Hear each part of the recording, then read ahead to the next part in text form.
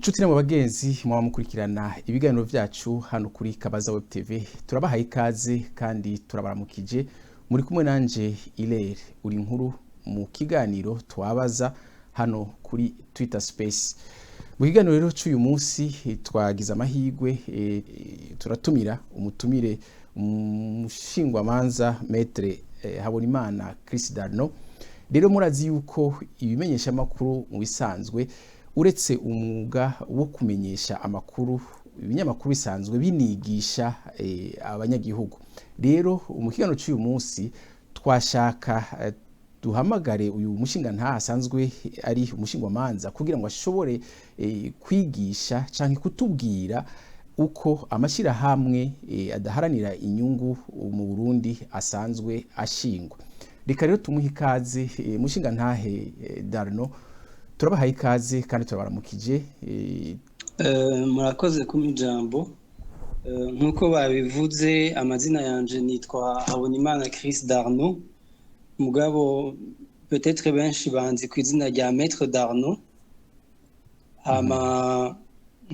Allo? Oui, turabumva bandanya. Ego, mbwamwe agavorime ni gato sinzi impamvu. Ntimutwumva neza? Oya, muri kure gose. Sinzi abari kwaradukurikirana nabo nimba ariko bavyumva, twe twumva umenga amaju yacu ahubwo ari hejuru cyane. Okay.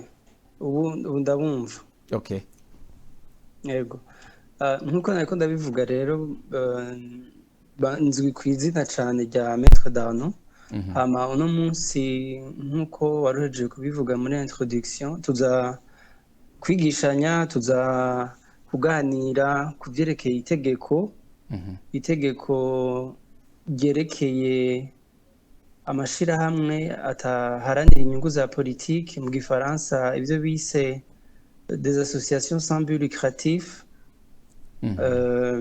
Bikaba biri mu itegeko, dufite itegeko riri mu gifaransa, nizere ko twese tucumva. Ni itegeko inimero 1/11 ryo ku itariki 18 ry'ukwa kane 1992, ni ukuvuga ni ryo ryahahora biva ryari itegeko ryo mu bihumbi 1992.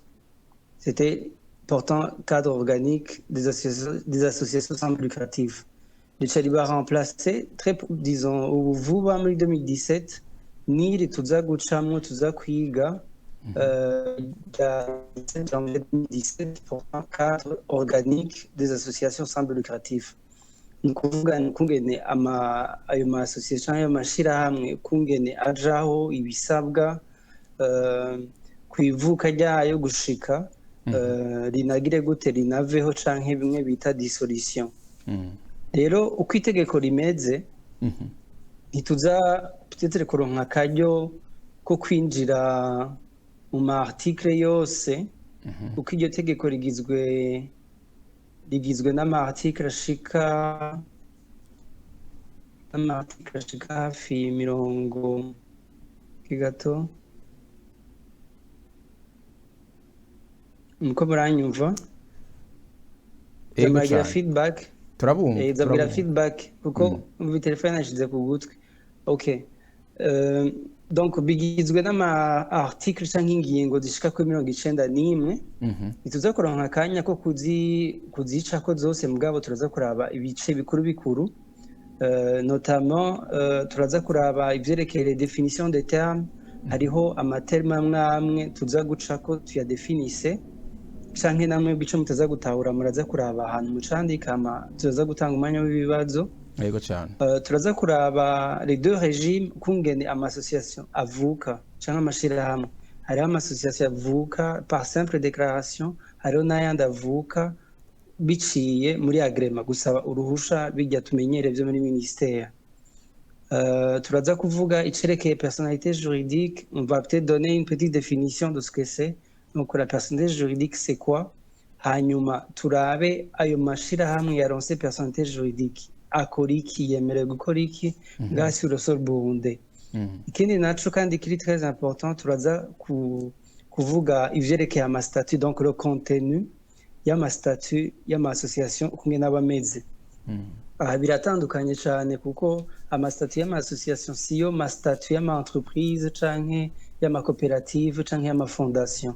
Donc ivyo turaza gusubira kandi tubice ko tubirabe, hama turaza guhereza ku kintu nibaza ko gikomeye cyane, kumenya ryari l'association canke iryo shirahamwe haba dissolution canke liquidation de l'association, ukungene bigenda n'uruhara rwa assemblée générale.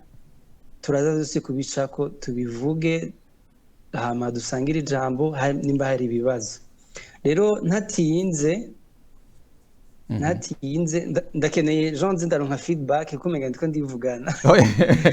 Urumva cyane cyane twe turugara ku ruhande rwacu microphone kuko rimwe usanga haca haba ama interference canke utundi tubazo, ariko nta kibazo turaza turacishamwo gake twitabira kugira ngo ugiye uritabiriza niho biryoha cyane umuco nta kibazo. Reka tugumize rero microphone yacu yuguruye kugira ngo tuze turitabiriza. Yego murakoze cyane. Yego rero nkuko nayemeje kubivuga nukuvuga yuko itegeko ryari risanzwe rihari ryari ryo 1992, hama tugira amahirwe rirahindurwa, ryahindutse vuba 2017. Rero iryo tegeko kone rivuga c'est objet na champ d'application. Nukuvuga yuko n'iri tegeko rije kugira ngo rikore kuri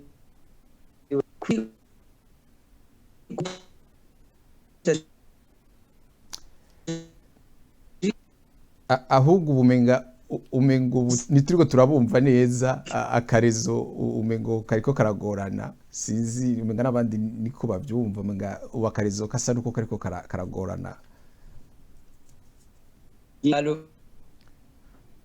Oui, turabumva twebwe, ariko umengo hari akabazo ka connection ku ruhande rwanyu, ntitubumva neza. Twariko turumva yuko mwari mutanguye kuduga ku ijambo muvuga ku bijanye na objet hamwe na champ d'application y'iryo tegeko. Nukuvuga iryo tegeko ryoba rigenga rigarukira hehe mu byo rigenga, naho rero twari tugeze. Ubu ndabona yuko umengo mwabaye aba listener murashobora gusaba canke reka nsubire ndabarungikira ubutumwa kugira ngo mushobore kubwitabira, kandi bompejeje kubarungikira invitation, kandi canke murashobora kuca mwebwe musaba ijambo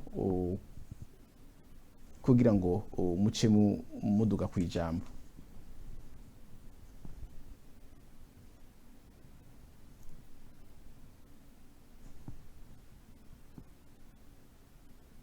Ego cyane, urakoze kubona usubiye gusaba ijambo. Ego ngira ubu uratwumva neza? Allo? Oui. Ubu nizere ko Ego turabumva neza ubu. Ego rero nariko ndavuga nti iri tegeko ryerekeye amashirahamwe rirafise ico no kwita objet hamwe nico no kwita mu gifaransa champ d'application. Rero nariko ndavuga nti iri tegeko ryerekeye l'organisation et le fonctionnement y'ikintu cose citwa ngo ni association sans but lucratif dont l'existence juridique n'est pas soumise à une loi spécifique. Ngaho nshatse kuvuga no kuvuga yuko hariho des lois zirégissent ayandi forme d'association, sivyo? Kuko même une entreprise n'abantu baja hamwe, ça reste toujours une association. Avion. Et elle s'applique également aux structures verticales et horizontales créées par une ou plusieurs associations sans but lucratif en vue de réaliser et de développer des objectifs statutaires. Aha ndaza kubereka ma définition des structures verticales ou horizontales uko bigenda. Hanyuma sont exclus du champ d'application de la présente loi les organisations qui œuvrent individuellement comme associations mutualistes. Aha ngira notanga akarorero koroshe cyane, peut-être bijya bimaze imisi biharawe vy'ama bita ngo na ma cirque. Mugabo mega ndibaza ko ari cycle mu Congereza.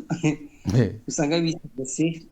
c'est des associations à caractère politique, les fondations, murazi ko hari itegeko rigenga imigambwe ukwaryo. Je pense aussi, il y a aussi n'itegeko ryerekeye ibintu vy'amafondation, des organisations à caractère professionnel ou corporatif, n'ibyo dusanga muri ADB na za ANACOP. Sivyo? Hama rero tudatevye, ndibaza yuko twobanza tukagira, kuko ndibaza harimwo abantu de la diaspora, nifuje ko twohera kudefinisa amaterme atatu, nibaza ko après pas confusion à chaque fois. iya mbere ni ikintu bita association d'étrangers, iya kabiri ni association étrangère, iya gatatu ni association internationale de droit burundais. Urumva ko menga byose ni bimwe, ariko au fond si bimwe. Rero ntanguriye kuri association d'étrangers, ni ukuvuga ngo c'est une association sans but lucratif créée en application de la présente loi et dont la majorité des membres effectifs ou du comité exécutif sont de nationalité étrangère. Aha twotanga akarorero, murazi ko dutunze abahindi benshi, sivyo? Sivyo ko bafise une association canke ikintu, un cadre légal bahuriramo. Iya kabiri indi terme nibaza ko tubatabaciriyemo mu ijambo, murumva muri iyi mbega definition murantunga bariko baradukurikirana, ikirundi si kirenga. Donc définition si zikuru babivuga mu kirundi namara gusigura amajambo. Aha rero umuntu arashobora kuvuga insiguro y'amajambo agoye. Insiguro y'amajambo agoye. Aha umuntu arashobora kuvuga rero association d'étrangers, nkuko matanze akaroro k'abahindi, ni ukuvuga yuko nk'abakongomani basanzwe baba mu Burundi bagiye hamwe bakagira ishirahamwe rikemerwa n'amategeko y'u Burundi, naho haba ari ishirahamwe y'abakongomani riri mu Burundi ryemera amategeko mu Burundi, iryo rica ryitwa rero association d'étrangers. Yego bandanye duga kwijambo. Hama yindi sigura y'amajambo agoye ni association étrangère. Et nayo c'est une association dont la constitution obéit à un régime juridique autre que burundais. Aha nukuvuga gute? Nukuvuga yuko notanga karere directement, hariho polémique yigeze kuba kuri ya ndingo ya diaspora, uravyumva? Diaspora umva genre bihuriramwo bose mbwa ugasanga irido droit norvégien par exemple, si canke droit australien, et ça reste une association étrangère. Pourquoi? Parce que régie par un autre régime juridique autre que burundais. Et yindi terme ya gatatu ni association internationale de droit burundais. Yoyo ni toute organisation composée d'associations burundaises et étrangères créées dans la forme et l'esprit de la présente loi ayant son siège au Burundi. Ni ukuvuga gute? Ufata aya matame yose navuze, sivyo? Ufate iyi association étrangère, sivyo? Ihuye n'iyindi yo ngaha mu Burundi, imwe canke zibiri bo bagize nka collectif, sivyo? Bazaba bakoze ikintu bita association internationale de droit burundais. Okay. Libaza kuri ibyo byumvikana. Iri gute, donc il y a un binôme, kuvuga ko hariho deux aspects. Il y a un aspect où il est composé d'associations purement burundaises, donc harimwo abarundi par exemple, hamwe n'abo bandi bazaba bavuye hanze canke bari de droit autre que celui yo ngaha mu Burundi. Ego. Hanyuma iyindi terme nibaza ko ikenewe gutanga ko umuco ni association sans but lucratif, ni iki exactement? Mva mu Kirundi ishirahamwe ridaharanira inyungu. Inyungu bikaba kuzivanga inyungu za politique. Mugabo le lucre ni kuvuga inyungu nuvuga gute en terme y'amafaranga y'ubudandaji peut-être. Ego. Donc le lucre nibaza ko ari en terme de pécuniaire. Uburyo materiel, amafaranga, ibintu kwinjiza inyungu, ama intérêt, etc. Alors, nous kuvuga yuko c'est toute association qui entreprend des activités commerciales, qui n'entreprend. Donc, idakora ama activité commerciale ngaha barabivuze canke industrielle, politique. Donc, une association sans but lucratif ni ukuvuga ntikora ibintu commercial industriel politique comme objectif principal ni ukuvuga sivyo biba biri kuri agenda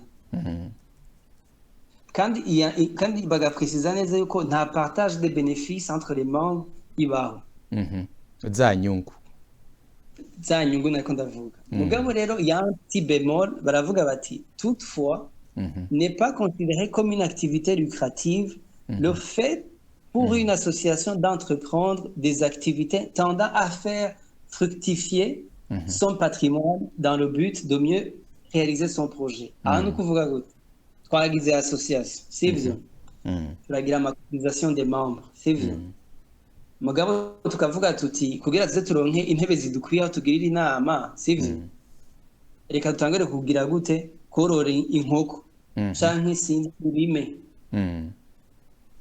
ni ukuvuga yuko ayo ma activité iyo gizwe dans le cadre kugira ngo afashe pour la réalisation de son objet sivyo ayo ngo ntari considéré comme des activités lucratives rero nibaza ko ngaha hariho bikunze kugira gucanganira association iraja hamwe mbwa ugasanga yabaye commercial cyangwa yabaye coopérative rero baje kuyisaba imisoro donc ama impôt n'ibiki ibasanga ati none mwebwe muko mukora nk'abadandaza muga mutarabadandaza baravyumva hamuco usanga habaye iyo shoke bakavuga ati mwebwe rero mube murahagaritse gukora nimwamara gutomora neza sivyo ko muri soit association canke muri entreprise canke société muzotangura mu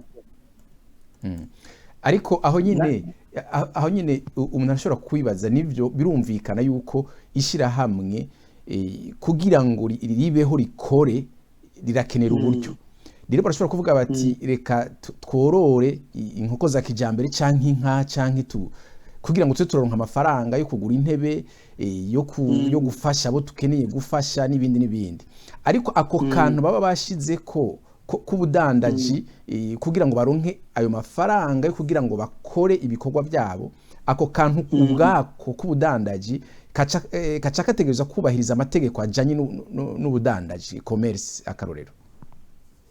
Alors ivyo uko biba bimeze association bifise assemblée générale niyo iri suprême ni décida ni ukuvuga ko mu maraporo hariho tuza kubibona hariho n'amaraporo atanga d'une manière soit trimestrielle canke annuellement ou muvuga ama activité yagiye araba entreprise rero ni ukuvuga yuko nimba mwatangiye muri association muvuga ati twebwe dufise objet iyi ni mugabo ofira amaze ko mwabona bati mugabo kugira ngo dushike kuri iyo objet twabaye byanke byabaye ngombwa ko twokora gutya na gutya sivyo rero la grande innovation cyangwa la grande innovation par rapport y'iyi tegeko nuko hari gutanga raporo cyane sivyo kwiri tegeko rishasha ni kuvuga yuko ku mwaka mutegereza gutanga kumwene mwakoze mugatanga abarongoye comité exécutif mugatanga ama adresse yanyu haba mugatanga n'ivyo mwaranguye hamwe na projet izokurikira ivyo mutabikoze sivyo hari amasanga yego cyane rero ibi rero ama activité navuze bakora ntaba ari régime cyangwa ntaba ari sur régime sivyo ya ma activité commerciale et industrielle oya ni byandi bitanga kubungunganya ego hamindi terme nayo ni ukuvuga ishobora korohereza abantu ni collectif le terme collectif isigura genre une association sans but lucratif formée par plusieurs associations sans but lucratif en vue d'atteindre des objectifs communs. Bashaka gufata ati abantu muri sud bose bagire collectif. Hamindi terme nibaza ko twohereza ko ni fondation. Fondation c'est toute organisation créée dans un but philanthropique pour pérenniser une œuvre ou des valeurs. Ni kuvuga gufata fondation ubuntu gufata fondation yindi yari hari kera yari fondation Maggie peut-être donc c'est toujours une œuvre altruiste je pense qu'il est ngaho kugira ngo pérenniser une œuvre ou des valeurs ego hanyuma kindi nibaza ko twoja directement sur le régime juridique yego cyane le régime juridique de kuvuga société bagiye abantu bagiye hamwe bumvikanye izina bavuze bati rero none tuzokora gute bizogenda gute ni ukuvuga ko l'association ironka la personnalité juridique ce cadre juridique c'est agrément l'ordonnance ministérielle niho acte de naissance au fait de l'association la personnalité juridique c'est être soumis à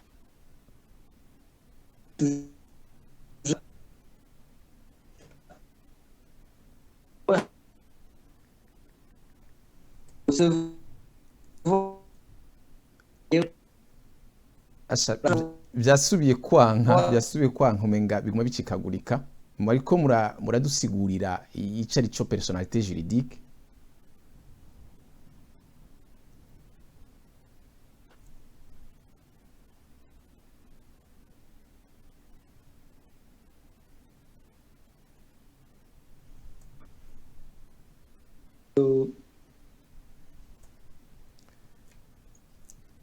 Allo umushinga ntahe Darno sinzi ko mutwumva.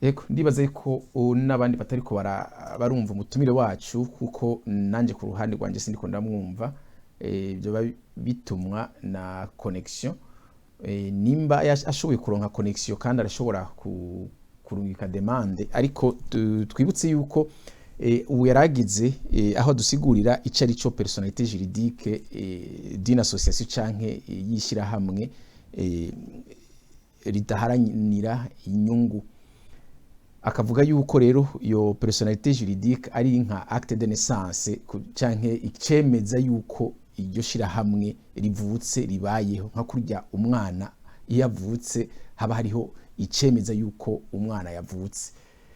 Ne mushinga ntahe Darno sinzi rero ko uri kuratwumva nimba uri kuratwumva urashobora kandi gusaba ijambo canke reka tubarungikire invitation kandi kugira ngo mushobore kuduga ku ijambo.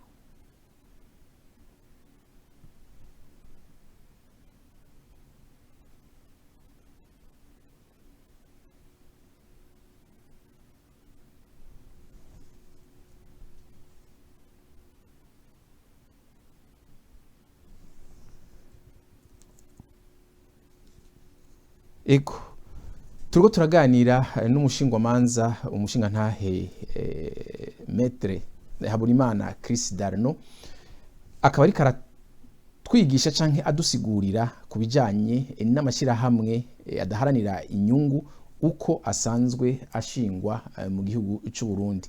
Yatanguye kudusigurira amajambo amwamwe agoye gusigura reka duha insiguro y'ayo majambo hanyuma yarageze aho atubwira kubijanye na personnalité juridique canke icari cyo ukubaho kwishira hamwe ariko rero tukaba tufise akabazo kajanye no kumwumva yari sinzi Maître Darno nimba muri ko muratwumva kugira ngo tubananye ku n'ikiganiro.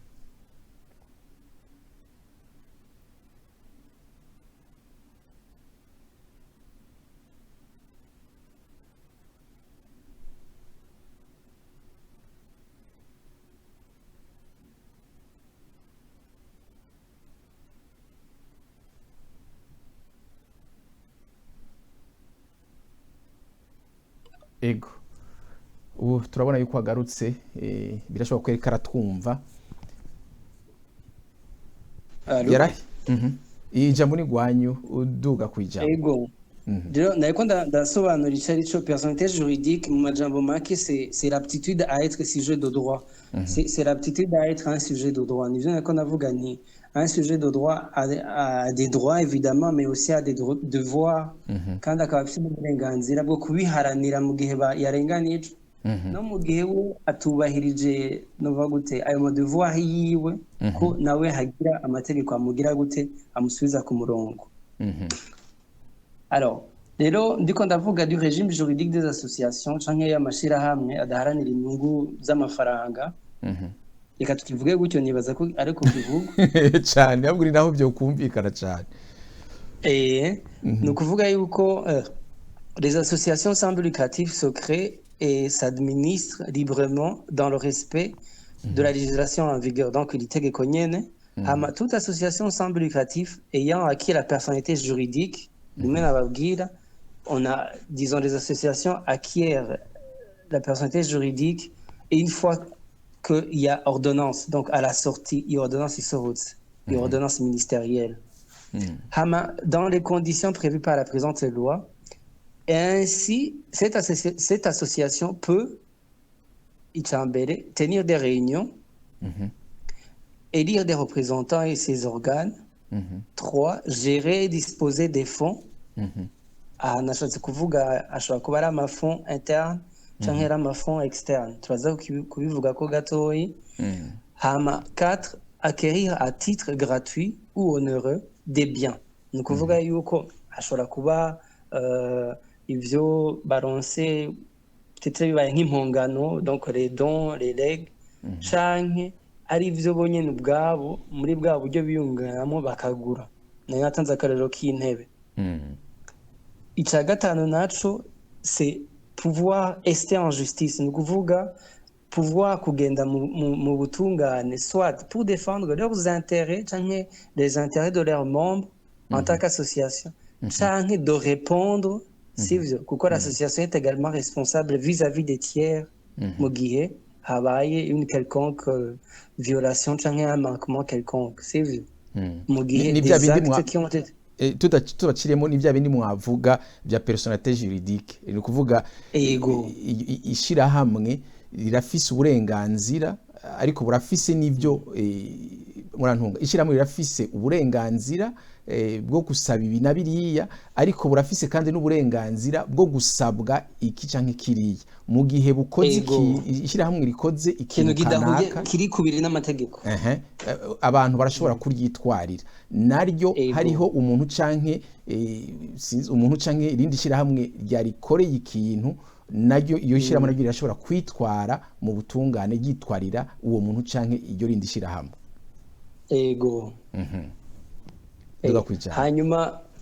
Hanyuma ndiko ndavuga rero ayo ma regime juridique yayo, ni ukuvuga yuko nkuko twari turavuga ivuka, sivyo, la naissance des associations canke ayo mashirahamwe bigenda gute.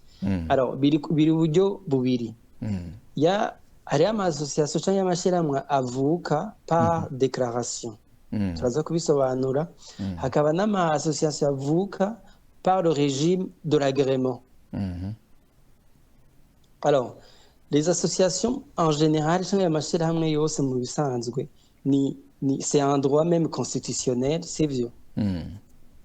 Yuko abantu bashobora kuja hamwe bagafashanya bakingunganya. Donc, iri tegeko nyene ni ukuvuga ko rireconnaît yo novuga gute ces libertés individuelles dont yo la liberté associative. C'est vieux. Elles acquièrent la personnalité juridique une fois, elles n'acquièrent de la personnalité juridique que si elles ont fait l'objet d'une déclaration accompagnée de 2 exemplaires de leur statut ainsi que des noms de leurs membres fondateurs. Ngaha bigenda gute? Ni ukuvuga ko nababwiye regime ya mbere ya déclaration. Ya déclaration ni ukuvuga ndabaha akarogera mu bitahure, dufate nari nkuze kubibona kuri université wasanga muri pause muri coin ya tableau ngo les natifs do mabanda turaza guhura inyuma ya salle, sivyo? Donc ni ama association de fait, sivyo? Abantu kubera bava hamwe sinzi basangiye ibi sinzi urayibona bakavuga bati twebwe turi association des natifs par exemple. Ati mugabo rero iyo za association kugira ngo zironke personnalité juridique, nuko dans leur déclaration itegeza kuba iri accompagné de 2 exemplaires de leur statut ainsi que les noms de leurs membres fondateurs. hanyuma la seule différence dizo canke akabijya ko kuri ntuzeya nuko la déclaration prévue iyo mpejeje kuvuga est faite par le président de l'Assemblée générale constituante à l'administrateur communal. Muravyumva yuko bisa n'ibyo tutamenyereye. Aho twari tumenyereye ko amashirahamwe yose arogenda muri ministère. Mugabo muravyumva ko iri tegeko riravuga riti si bose peut-être bazoronka amatike yo kuza ngaho i Bujumbura. Muravyumva hariho ubundi buryo bw'uko ashobora kubishira hamwe biciye kuri administrateur communal. Mugabo hakaba hariho des conditions ziteza kuba ziri remplies.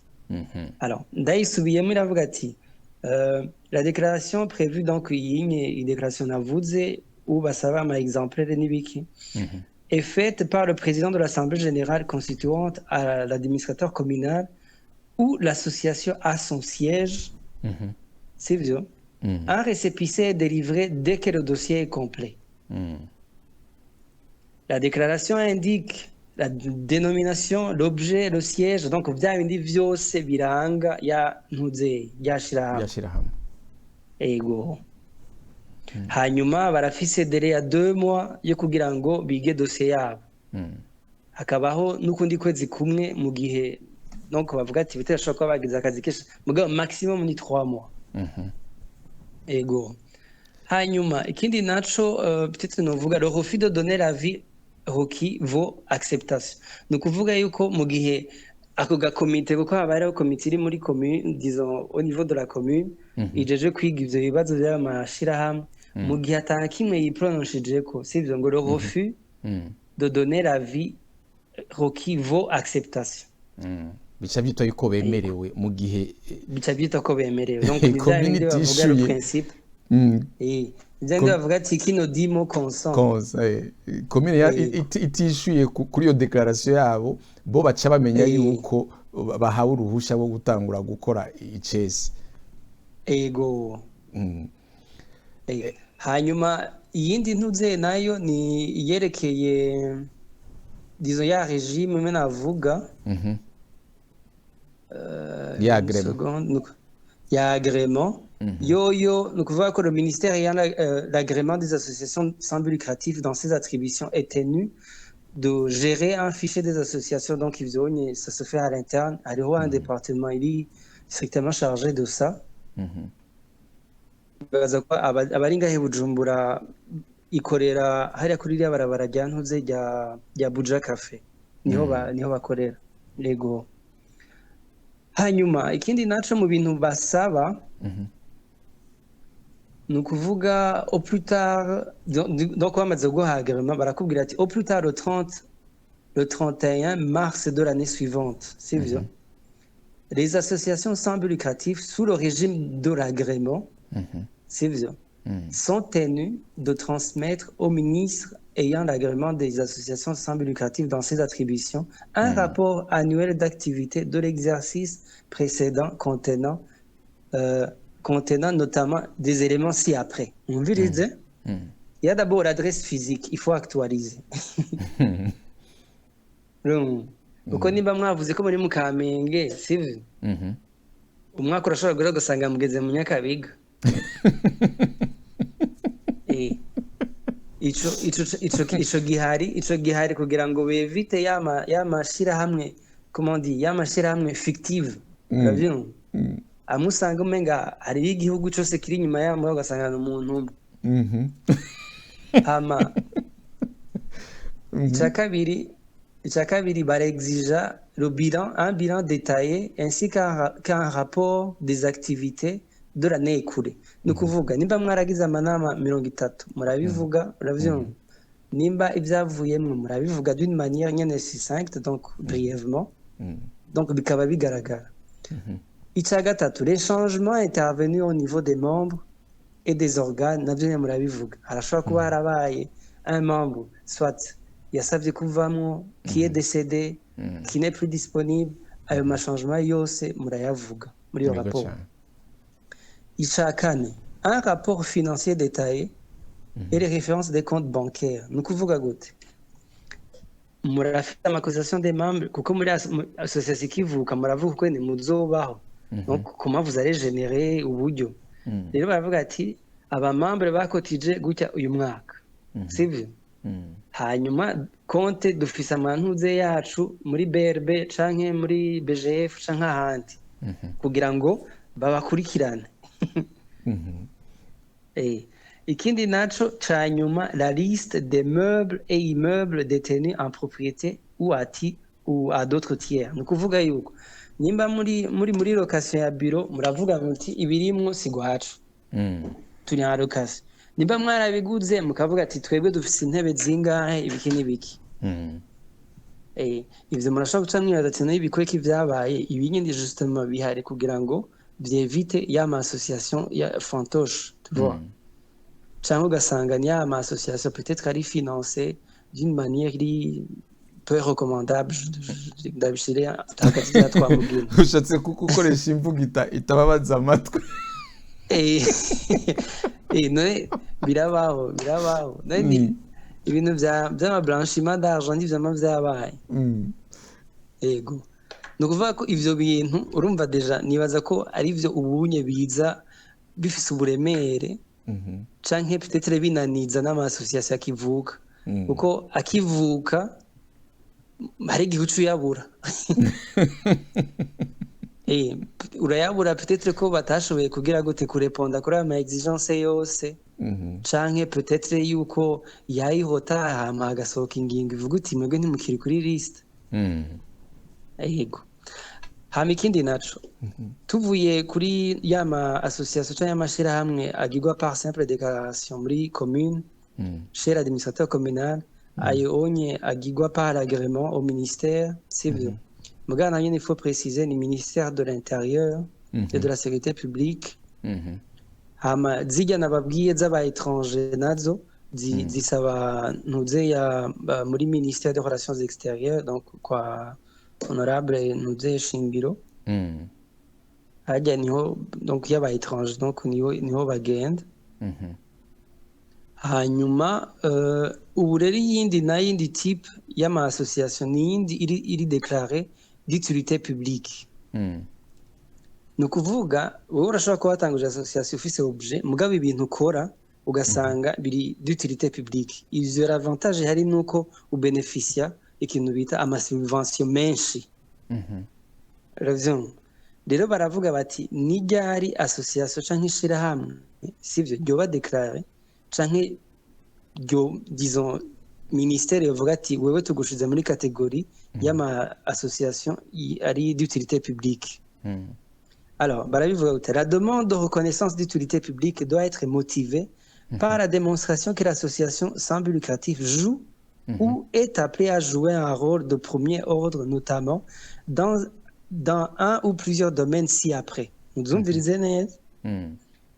il y a la cohabitation pacifique et la sauvegarde de la paix au Burundi, la promotion du genre, des jeunes, de la population vulnérable, le développement durable, économique, social et culturel du pays, la promotion de la démocratie et de la bonne gouvernance, la préservation et la protection de l'environnement, 6. De la participation aux campagnes d'urgence. Ni ukuvuga mu gihe association yawe sivyo ntanga akarero kari un peu banal dufate kuri point ya nyuma aux campagnes d'urgence dufate nka association bajya ba secouriste par exemple bajya bari former na ntuze ya na Croix Rouge rum bakavuga ati twebwe dushaka kugira association y'abantu y'abaseruka rukambi uravyumva abonye bashoboye kumutiva akavuga ati muri objet yacu twe tuzoba turi ngaho kugira dukora ibi n'ibi abonye nkuko nabibabwiye sur une demande iri motivée barashobora kwemererwa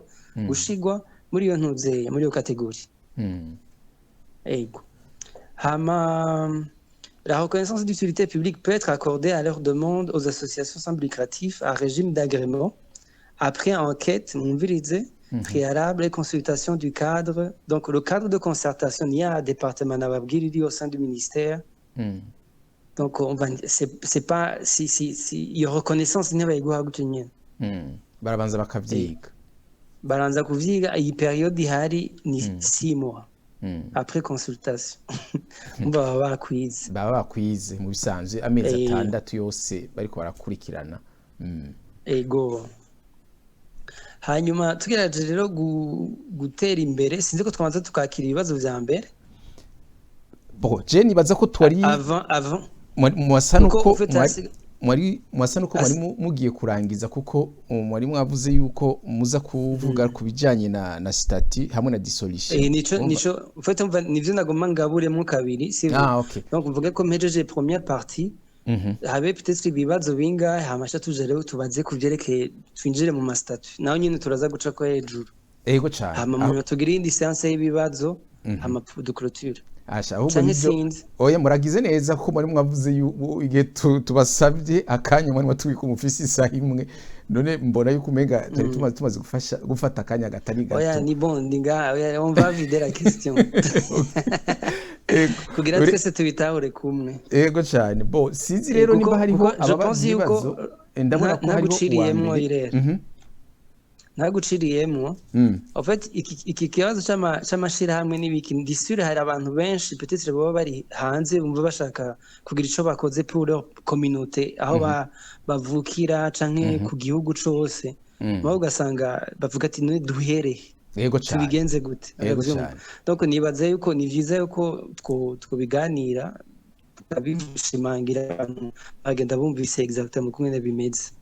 Ego cyane ahubwo ivyo muvuze nivyo natwe kugira ngo tubarondere tubasaba umwanya wanyu turazi yuko umwanya wanyu uri donc précieuse donc si canke précieux bivanye n'ivyo uvuze ari heure canke le temps donc ko ari Bujumbura ubonye ni 8h45 ukiri muri cabinet.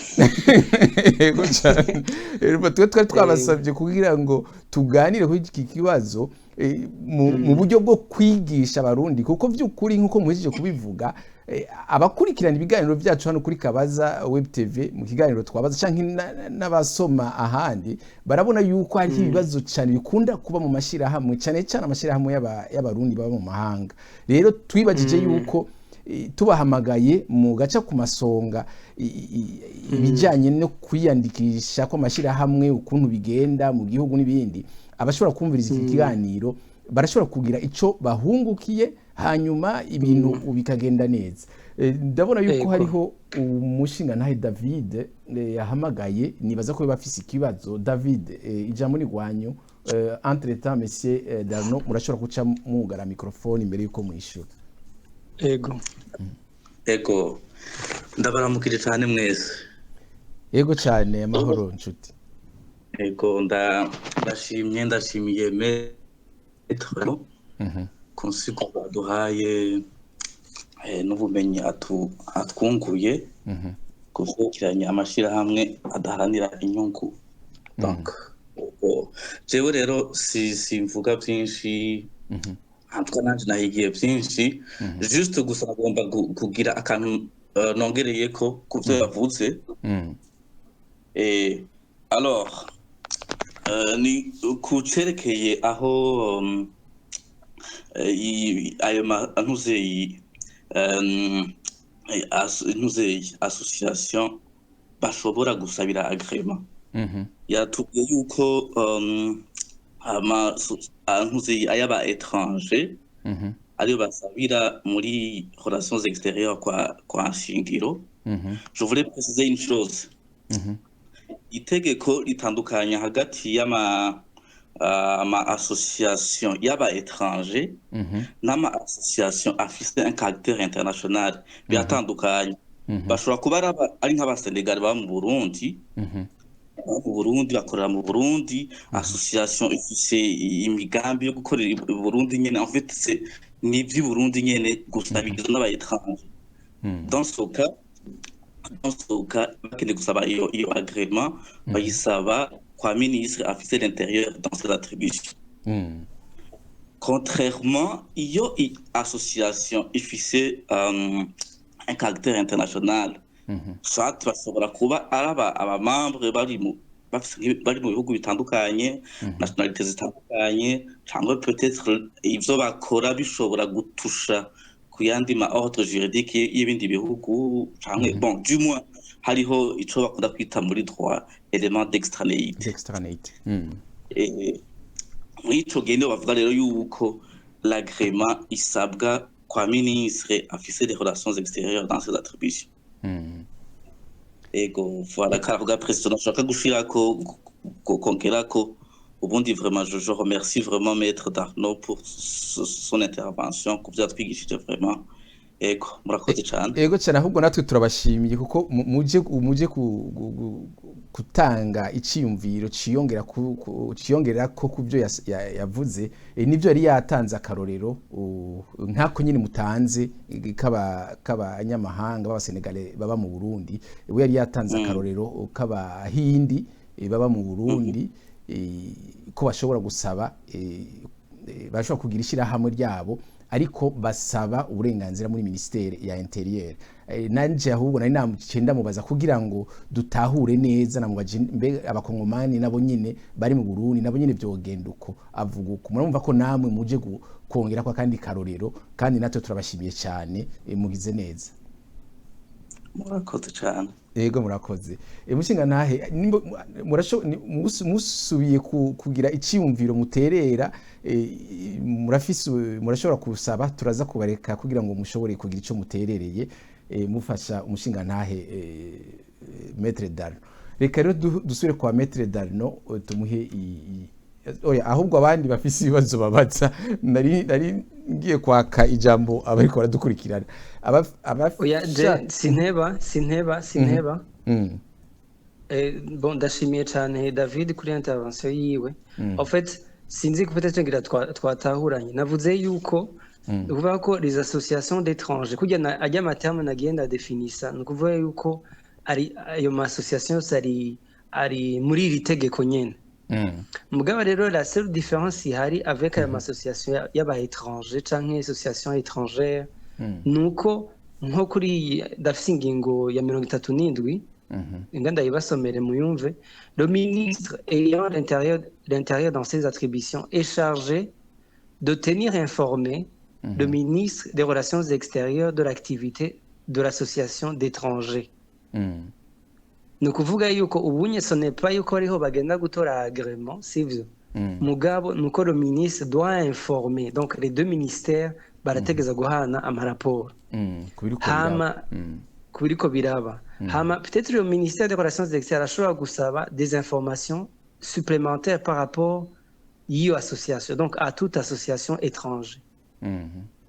Ego ni ukuvuga yuko si ukuvuga ngo bagenda yo gusaba yindi ntuze ya urundi ruhusha muga nibaza ko hoba ari nko kugenda kwimenyekanisha uravyumva kuvuga ati twaragiye twaranose agama muri ministère sivyo rero ubu turi effective donc two turakora tumeze gutya dukorera ngano nga setu mugabo aba étranger bakorera ngaha mu Burundi bari kuri iri tegeko basaba l'agrément au sein du ministère de l'Intérieur. Karako tese ako kantu niko ntari navuze donc le ministère il fait genre itanga ma agrément niyo iri tenu d'informer le ministère des Relations extérieures. Ego cyane. Reka tusabe nimba hariho uwundi afise ikibazo abaza ku bimaze kuvugwa microphone araho barasaba hanyuma tugaca tubandanya n'ikiganiro ndabona ko atari ko arasaba ijambo kugira ngo abazi ikibazo kadufata akanya gatoya amasegonde makeya turabe hanyuma atawe tuca tubandaniriza kuri bya bice bibiri mwari mwavuze ko muza gushikiriza ku bijanye n'amasitati hamwe n'ukuntu ishyira hamwe rirangira canke sinzi ko none bivuga ripfa nimba ripfa ukuntu rirangira canke rihera ego ndabona hariho uri karasaba ijambo hariho umushinga ntahe urantunga neza Daily Ngarambe ijambo ni gwanyu microphone ni gwanyu murashobora kubaza ikibazo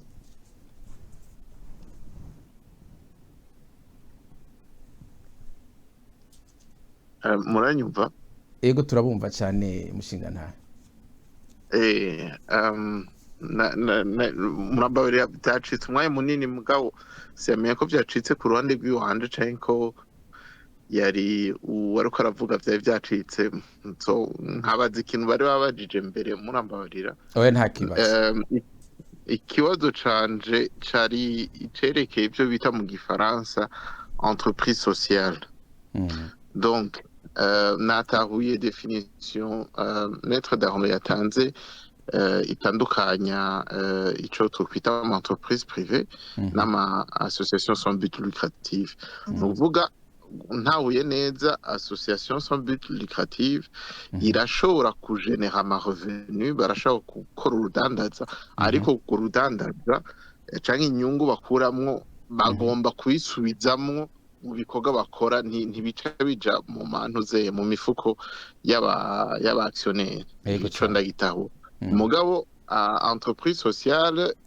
ibifise aba actionnaire kandi iratanga n'amantuze n'amadividende mugabo ico bafise en commun n'ama association à but lucratif kuri definition numvise ya maître d'Arnaud nuko but yabo nyamukuru ntabwo ari inyungu nimba ari ibintu byo kwigisha but yabo nyamukuru ni uguteza imbere ibintu byo kwiga canke ibindi bintu bakora mugabo osi bagatanga amadividende ku actionnaire babo sinzi rero mu mategeko yo mu Burundi ama entreprise sociale ahantu yoja canke nimba anabaho kono sinzi nivyo nico cari ikibazo canje ego cyane mushinga ntahe Darno ngira ikibazo mwacumvise ariko ntihenze mwigeze kutubwira ibijanye na champ d'application y'iri tegeko turiko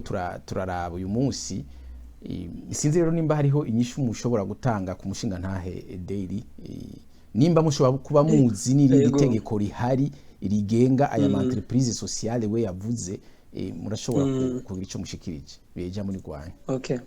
Murakoze. Disons ubwa mbere gihe natangura navuze l'objet na champ d'application.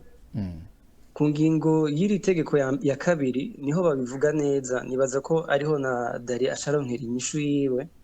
Baravuga yuko ngo sont exclus du champ d'application de la présente loi les organisations qui œuvrent individuellement comme des associations mutualistes, des associations à caractère politique, des fondations, les organisations à caractère professionnel, donc il y a VUDZE ou corporatifs, les coopératives ou groupements pré-coopératifs ainsi que les confessions religieuses. Aha rero nkuko yabivuze neza muri definition yatanze nuvuga ko la grande différence ihari nuko nta partage sivyo ya za nyungu canke ngo kuzisanzaza mu bamambwe bibaho nuvuga ko n'ivyo bokora vyose biza biduza ya objet canke ryahangiro bihaye ego hama rero ndiko ndavuga so type d'association kone zimeze ukuvuga yuko dufise ibigo bibiri hariho ADB sivyo pour les sociétés les entreprises soit zishobora gusanga ari zifise amaforme juridique ari atandukanye amaforme juridique akunzwe il y a des sociétés anonymes des sociétés unipersonnelles mu gihe ari wewe nyene wayifonze des sociétés à responsabilité limitée où il y a plusieurs actionnaires c'est vrai donc il y a plusieurs formes juridiques ushobora gucaguramwo bivanye n'umugambi wawe cyangwa n'imigambi mushaka gushikako hanyuma haca haza rero n'ikindi kigo coco cavuye muri ADB canke muri API kija APA kugira ngo bateze imbere amakoperative nico kigo citwa ANACOP rero hakaba hari itegeko ryiharije ryo ryerekeye ico kigo c'amakoperative ANACOP.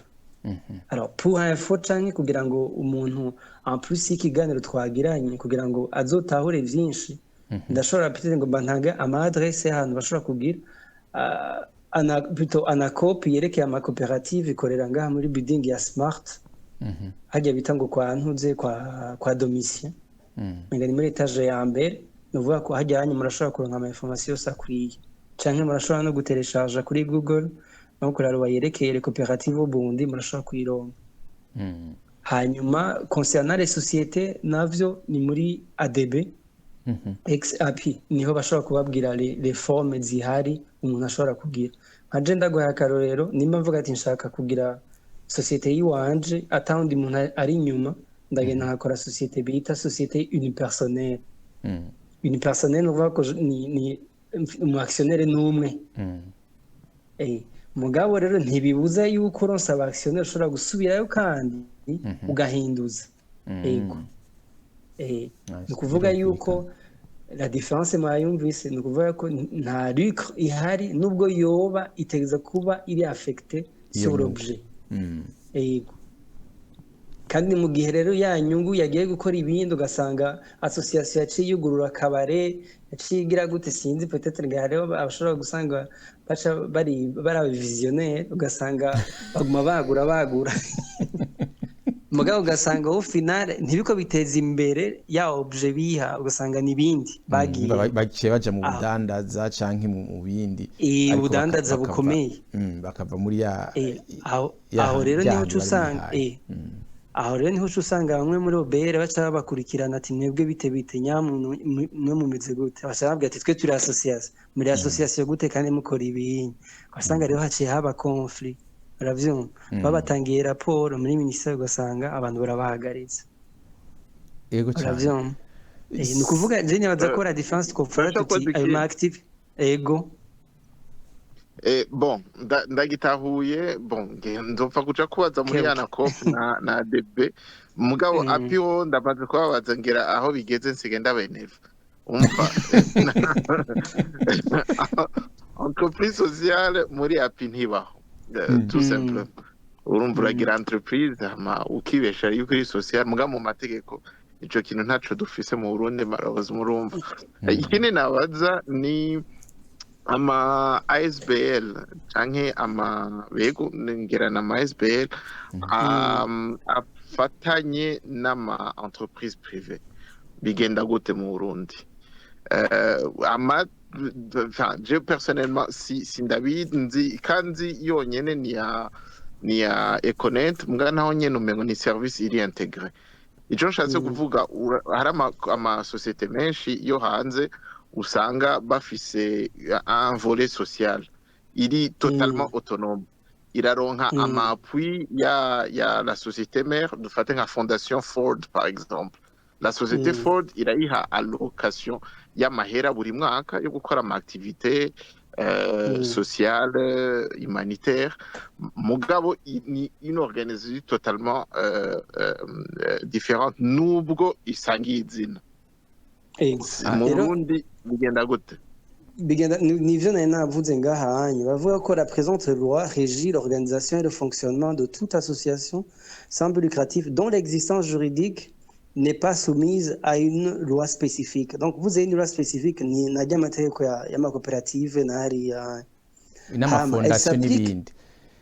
elle s'applique également aux structures verticales ou horizontales.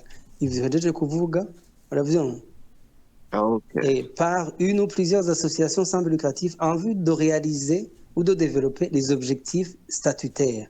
Nous voyons qu'on nimba reconnaître yazanye umuhora non seulement pas gutuma tumanaka amakuru mugabo ya aussi peut-être l'aspect yo kuryoherwa rapprochement et tout uravyumva et donc barashobora kugira structure yindi à côté sivyo nova ko nayo nyene iri régie en fait ni nk'aba bavuga bati murashobora gukora ama activité yandi kugira ngo mwiyungunganye bo bagaca babikora de cette manière là pour atteindre leurs objectifs statutaires.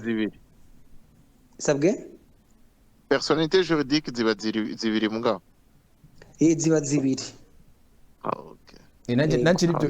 nanje nivyo nibaza kuko ufashe nk'akajya karorero mwatanze mushinga ntahe daily ka fondation Ford nibyo hariho société yitwa Ford ihari ni société ihari ikomeye ariko hariho nkuko umushinga ntahe Darno yabisiguye kubijanye na fondation ariko yoyo ibifisi yindi ntumbero yisangije yo guteza imbere nk'amavalere kanaka canke gufasha ibi n'ibindi, urumva ko iyo fondation ivuka naho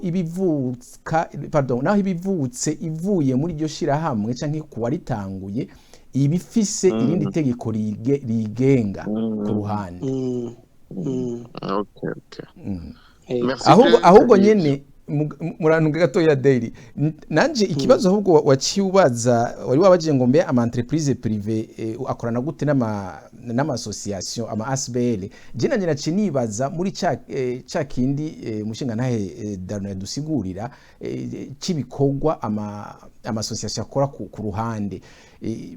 Nibaza yuko bishoboka yuko association kanaka ifise uburyo bwo kuvuga ngo iteze imbere cya gikorwa canke hangiro ryaryo rishobora kuvuga riti reka dufate 30% y'amafaranga dufise tugende dufate action muri entreprise kanaka, ariko inyungu iva muri iyo action ntigabugwa n'abari muri iyo association, ahubwo ija guterera mu gikorwa ciyo association. Niko je ndavyibaza, niko ndavyumva, sinzi ko ariko bimeze.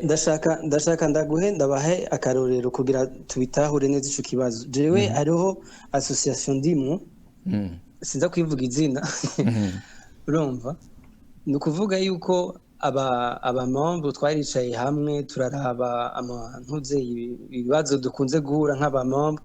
Yari ikibazo ca mbere cari ikibazo ca assurance, assurance maladie canke umuntu apfuye, ibintu nk'ivyo uravyumva. Rero baravuga ati rero reka dushinge, sivyo, dushinge assurance yacu, sivyo. Mugabo urumva iyo assurance yacu kandi ubu bientôt nibaza ko barimo kuronka nagewemo, ni ukuvuga ko izo bije gusahiriza, sivyo, bya bikorwa canke les objectifs statutaires zari zisanzwe zihari. Mugabo urumva ko l'assurance en soi izo bifise personnalité yayo ku ruhande kuko iriko isaba agrément, sivyo, ukwayo. Gusa par contre l'association canke les membres barafise droit yo kugira gute, yo kuguramwo imitahe canke gushiramwo imitahe. Okay. Ego. Birumvikana.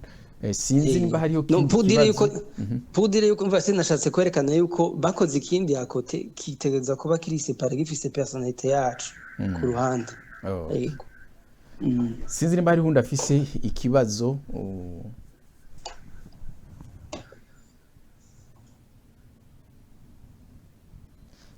nimba atawundi afise ikibazo. Hariho jaku akabazo nagira mbaze Maître Darno, nibaza na David nimba ashobora kuronka inyishu arashobora kugira ica ashikirije. Hariho akaja mu mwigeze kuvuga kare, sinzi ko abandi bakumvise igihe mariko muratanga karorero kajya amashira hamwe ahora mwavuze ngo mahora mwumva kuri université ngo association des natifs de Vianda, ibintu nk'ibyo. Hari akaja mu waciye mucishamwo mwavuze ngo association des faits, ako ngira abandi ngira bakumvise. Mbega murashobora kukasigura kugira ngo bashobore gutahura, mbega iyo association ihari kuri université y'u Burundi, tufata karorero association des natifs de Vianda canke ntumbaze Matana canke Matara, sinzi ahari hose ariko rero bikagarukira ngaho niyo baca bita association des faits, ariko ikihinduka mu gihe baciye bandika bagira ya declaration mwavuga bakayigira mu commune, niho cyo yihinduka bagaca baronka personnalité juridique. Nico kibazo nashatse kubaza. Okay, urakoze kumbaza ico kibazo. Nukuvuga yuko bavuze association de fait ni kwa exercer yama nova gute ya droit constitutionnel navuga, sivyo, la liberté d'association. Mugabo rero nimba bashaka, sivyo, novuga gute disons avoir cette personnalité juridique, être reconnu en tant que tel, être reconnu en tant que novuga gute comme un groupement de personnes, sivyo, bamenyekane yuko bahari.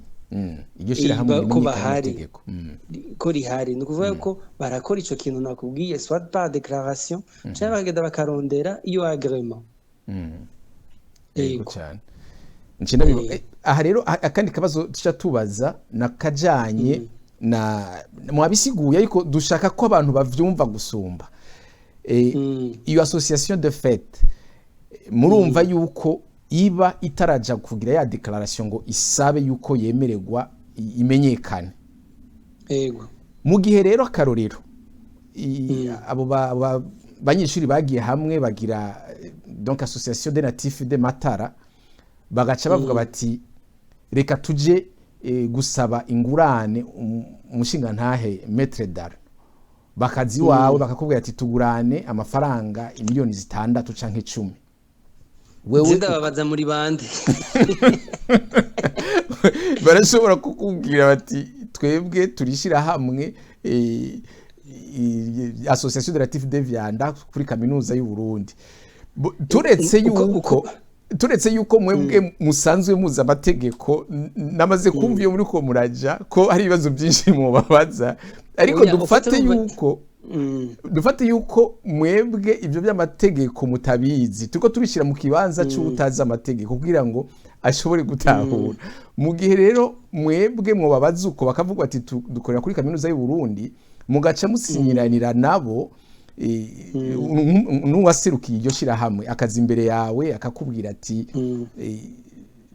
tuguraniye izo miliyoni 10 ukayabaho ayo miliyoni 10 hanyuma bavuze ko bagarura mu minsi canke mu mezi 3 ayo mezi akarenga batayagusubije muri ico gihe ayo mafaranga arihwa nande.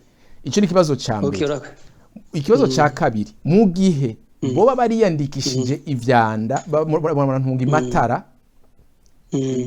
nuko Matara atari commune dufate commune Mugongomanga dufate nakarorero commune Mugongomanga nimba bariyandikishije muri commune Mugongomanga bagasaba izo miliyoni 10 ukazibaha hanyuma ntibayagusubize mbega witwarira nde muri izo scenario zibica nke ubwo buroro bubiri witwarira nde ufatiye kuri ubwo burorero bubiri. Okay, urakoze cyane kubaza ico kibazo ni kuvuga ko baje sivyo ni donc baje titwe twagize ishira hamwe twagiye hamwe tuje gusaba ingurane ni kuvuga yuko icambere reflexe ya mbere muri banga ati turi 30 sivyo bivuga ko ingurane ndabaha bose bari solidaire donc mvuze bari solidaire ni kuvuga yuko umwe wese ndashobora kumufata nka mishuza ya miliyoni 5 hageze échéance ni kuvuga yuko bari solidaire par rapport à cette créance bahejeje gufata kuko urumva nta cadre izwi urwego canke sinzi uravyumva ni kuvuga ko ngaha baje en tant que aba individu baje nk'abantu ntibaje nk'ishira hamwe kuko batanditse ntibaje nk'ishira hamwe en fait nivyo nababwiye riba ishira hamwe rivuka canke uvuga ati ngo nishira hamwe mu gihe hari iyo declaration canke hari iyo agreement yabaye donc ni kuvuga ko basi hariho ikidodo canke cyo muri ministère canke cyo muri commune sivyo iyo niyo iguha naissance ya association canke ishira hamwe mugahe igihe baje avuga ati twe twariganye turaje duje gusaba amafaranga niye muri abamambere banga turabamambere donc uteza kubisigura ni kuvuga ko uyo genda bahaye mahera sivyo mparura yuko guhera kuri kana gushika kuri basa bose sivyo bose imodoave les 10 millions barakuheraniye ego ariko mu gihe boba baragiye muri commune ntibaguhaye mafaranga sikana aguheraniye sibasa bose aguheraniye sibaba chanshengeza association ishira hamwe ucushengeza ishira hamwe naho rero twashaka gushika kugira ngo abantu bumve itandukaniro sinzi nimba hariho ubundi afise ikibazo yifuza kubaza kandi ikindi sinzi juste kandi kana kongeramwo disons en termes de garantie hari ikintu bita ngo B2B donc amashira hamwe canke amasosiyete akorana hagati yabo uravyumva nivyo biha novuga gute bihituze abachef d'entreprise canke amasosiyete manini gukorana amashirahamwe ku mashirahamwe gusumba gukorana ishirahamwe ku muntu kuko umuntu wenyine canke abantu bonyene amagaranta bari make cyane mugabo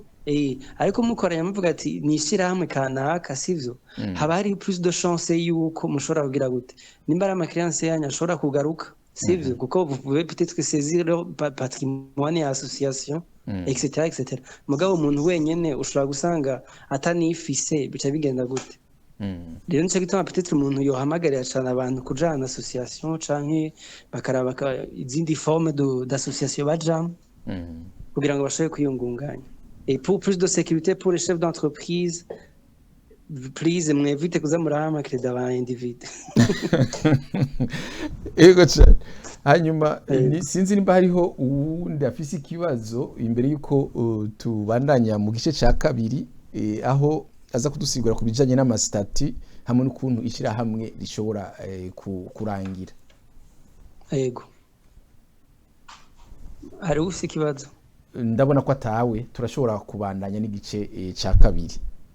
Ego imbere ko nje ku gice ca mvuga ku vyerekeye amasitati ndashaka mvuge ku kintu cerekeye ndabona muradutunge gatoya ndabona David umenga asa n'uguruye mikrofone yoba ikarasaba ijambo sinzi ko ari ikibazo canke ari cashaka. Ego arahawe ikaze atwuganira.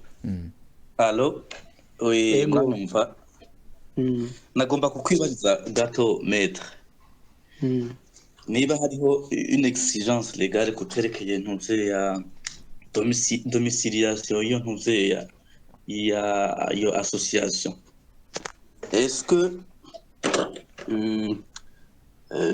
association iba créée bafise le devoir yo gushiraho un siège nko twabibonye hajya si c'est le cas iyo siège hariho ukuntu donc hariho amategeko agenga ukuntu hataza kuba hameze cyangwa juste nk'ubundi nk'umulocataire ndafise adresse ndafise nk'ahantu mpanze ndafise contrat de bail adresse izwi ndashobora gushiraho iyo adresse yanje mbaye ko comme dans aho trois domicilier iyo ntuze iyo association soit jewe nk'umumembre wayo cyangwa uwari we wese muri twebwe ndashaka juste nk'umuco kucerekeye domiciliation y'amantuze y'ama association. Okay, urakoze cyane. Nukuvuga ko cerekeye domiciliation ngira turaza kubivuga ntitwagera mu statut. Nukuvuga ko nta tegeko rivuga ati utegeza ko ufise bureau muri ville donc ufise intebe secrétaire biki. Rero bikunze kuba wanashaka iyo ugiye kuguruza ntuze kwibona kuguruza ama coopérative canke hari ama société muri ADB. Il y a même leurs agents, ils te conseillent, ils disent tu yishiraho usanzwe uba nimba atahugira uravyumva. Donc bisigara ko nta tegeko rihari. Mais par contre ikintu nabonye hariho ama association nyene nk'aya Assemblée lucrative par exemple higeze kuba umufururizo nibaza ko c'était un travail mené par Care International iri kumwe na Union Européenne baragidisekeza ryo kurondera y'ama association yose jitwa ngo de la société civile barayarondera bayatrackinga kugira barabe réellement si bari opérationnel. C'est bien entendu ni bimwe usanga sur 100% bagiye gutora usanga batoye nk'ama association 40% par exemple. Donc bisigara ko nta tegeko rihari peut-être bishobora kuba exigé par une ordonnance mugabo ubunye présentement uvuze ati je nzokorera ngaha no ngaha on te croit sur parole. Peut-être muri ama rapport annuel bexija sivyo nuko bashaka kuba ati harabaye descente cette fois-ci. Uravyumva basanze babonye uko ukora ukuntu bitameze neza ni byandi bagaruka bakavuga ati wowe turakorotiye agrema yawe. Donc bisigura yuko gukorera mu gifuri sur le long terme si vyiza. Nukuraba nimba ufise association nyene ikomeye canke mukaraba mukiyungunganya dans un premier temps il faut avoir ahantu mukorera nibaza no mu mastatut nico kintu cambere havuye izina hakurikira siège social ego il est établi hehe ica gatatu bakavuga ati muzokora iki avyumva ndewe nibaza yuko ico disons domiciliation nibaza ko ari ikintu tutodeha ngo tugifate mineneko kuko nkuko nakubwiye habaye ma contrôle bibabera ibibazo yego hari abasanzwe babikora gutyo mugabo question ya domiciliation kuvuga ko hategeza kuba ari ahantu hazwi sivyo urumva kandi hasanzwe hakorerwa ibikorwa nk'ivyo vy'amadazi ibintu vy'amabiro canke vy'ibiki ntugenda dans une maison d'habitation ubana n'abandi mu rupangu ati hanyuma hari association yanje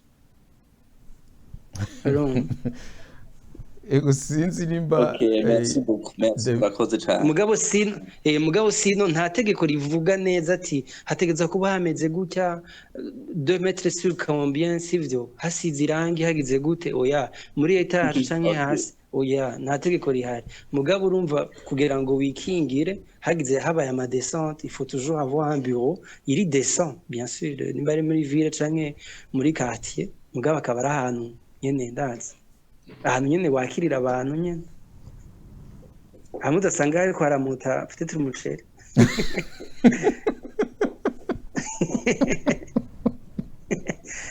karagaciyemo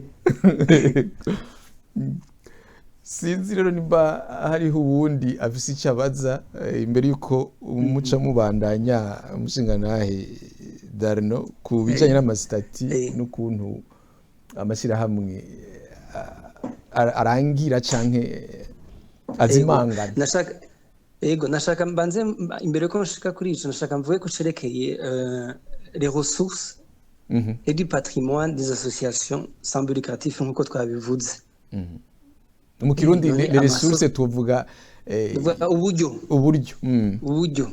buva hehe bigenda gute ngaha baravuga ati les ressources et le patrimoine des associations peuvent être d'organes internes ou externes par rapport à l'association ou au pays. C'est vrai. Nous voyons que birashobora kuva à l'interne, c'est vrai. Canke bikava hanze bivanye na type ya association. Ya association peut-être nkuko twabivuze Daria udusanga iri vertical, c'est vrai. Ifatanye n'indi entreprise ugasanga nizi irashiramwe uburyo, urumva.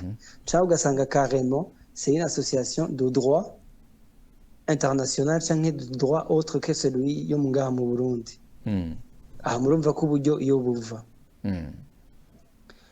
Les ressources financières des associations sont déposées au compte bancaire accessible à leur gestionnaire. Ni kuvuga yuko bitegezwa kuba bizwi ukamenya ati konte ya ntuze ya association twiteze imbere iri muri Bankubu. Ça c'est connu. Uravyumva? Ikindi naco les ressources financières des associations ASBL zishobora kuva mu ma contribution des membres nkuko nabivuze dans les dons canke ama subvention de l'État. Le financement d'une association est approuvé par l'Assemblée nationale. Ni kuvuga yuko hariho financement ivuye à l'extérieur par exemple, c'est vrai. Ari ngomba nze ndatanga uturorero kugira umuntu abitahure. Ndibuka muri association ndimwe hari umuntu nyine w'umutegetsi yaje yatumiwe nk'umushitsi nyine w'iteka hama arashima ibikorwa acavuga ati jewe ndasize 10 millions. Uravyumva? Ayo mahera agira tuyemere sivyo barinze kudutuma ko twese assemblée générale ati amahera tuyemere cyane tuyemere. Uravyumva? Donc bisigura yuko quelque part ugira ngo ntusange kuko uyu muntu yari umutegetsi donc umva ya aussi un peu de politique qui entre dedans uravyumva. Bazavuga ngo mwari amahera y'umugambwe kanaka uravyumva. Donc irafa ariko tudeside ati ayo mahera turayakiriye mugabo azokora iki niki. Je pense que menga baciye bayafecta kuri fête de nouvelle an. Umva ntitwemeye canke l'assemblée générale ntiyemeye yuko aya mafaranga sivyo yogira gute yoja gukora muri ya activité twari dusanzwe dukora. Ego hama ikindi naco pour les associations zimwe zifise caractère ya kavamahanga canke y'u étranger sivyo barexija yuko les ressources des associations provenant de l'étranger peuvent être constituées de biens matériels et des moyens pécuniaires. Les biens matériels peuvent donc le local, etc., etc. Hanyuma, les ressources financières, toutes les ressources financières d'origine étrangère doivent transiter par la banque centrale.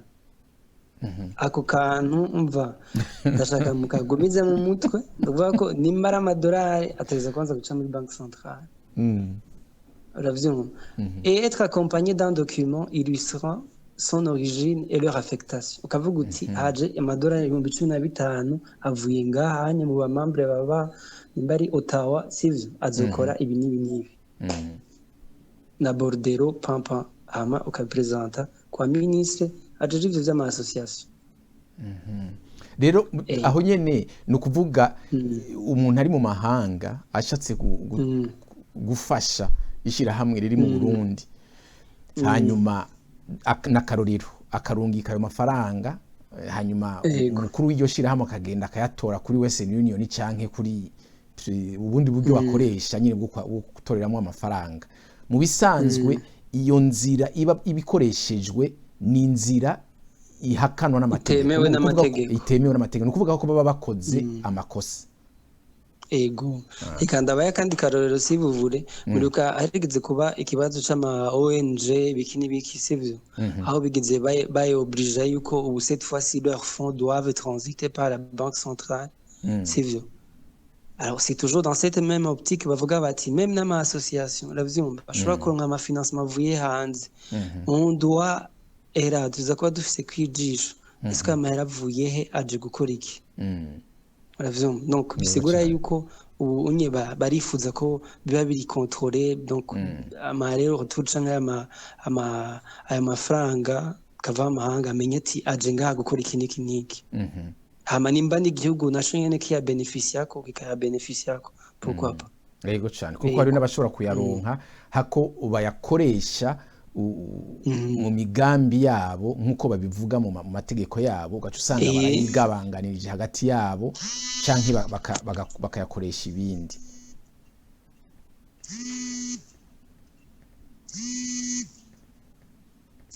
ego sinzi rero nimba hariho ubundi afise ikibazo ashaka kubaza mu kurindira yuko umushinga ntahe Darno abandanya David ndabona ko ni microphone en fait allo omenga yavuye allo muranyumva ego turabumva metre ndakuvuga nti iyo nzira siyo kandi peut-être twojara ko nyene tunahanurira n'abantu babikora muri ubwo buryo yuko bitemewe n'amategeko donc ils peuvent y avoir des conséquences assez lourdes kuri bo canke kuri aya mashirahamwe yabo urumva ko bazoye kuhakora nyene ikimafia kandi urumva ni hatari yego urumva ingaruka zirahari ku mashirahamwe kandi nyinshi cyane ingaruka mbi zirahari ku mashirahamwe aronka amafaranga avuye hanze aciye mu yindi nzira atari muri banke y'igihugu yego umva ni ntitwobeshanya hariho abasanzwe bakora gutyo sivyo petitire bakayatorera mu bindi bihugu hama bakaza ngaha sivyo mugabo toujours c'est très risqué quand c'est très même dangereux sivyo si une fois bibaye bimenyekanye ariko nivyo kandi birumvikana kuko by'ukuri mugiye kubiraba ishira hamwe rifise ihangiro no kuvuga yuko ritegerezwa gukora ivyo giyemeje mu gihe rero ritanguye guca mu nzira zo mu mbavu haba hari ibibazo hari bibiriya y'amaso sefo bayumviriza bakayikora bakiza kenyene ego umushinga ntahe daily umenga arafise ikibazo ijambo rigwanya ni dali murantunga mu francophone wala ndayimenyereye ikibazo nari mfise ni kuri ivyo bya patrimoine nyene urumva hariho procedure maître d'arnavuze yuko amahera avuye hanze agomba guca muri banque centrale mugabo nta kategori iceberg ici hinduka mfate nka akarorero nk'ibihugu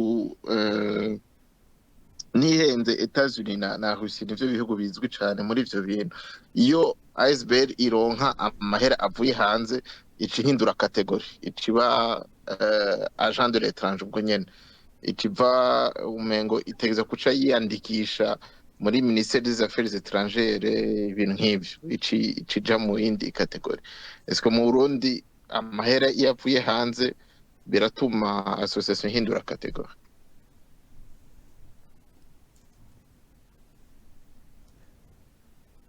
ndabona yuko metre ndabona ko metre Darno umengo ntari ku murongo yoba yavuye ku murongo ariko arumviriza ubu ureka ndamuhamagara asubiraze hano kugira ngo tubandanye tuganira ariko nkuko yari yabivuze mu mategeko ariko aradusomera nta ngingo iboneka ihari irimwo ivuga yuko iyo ayo mafaranga ishirahamwe riri mu Burundi riyaronse avuye mu mahanga rica rihindura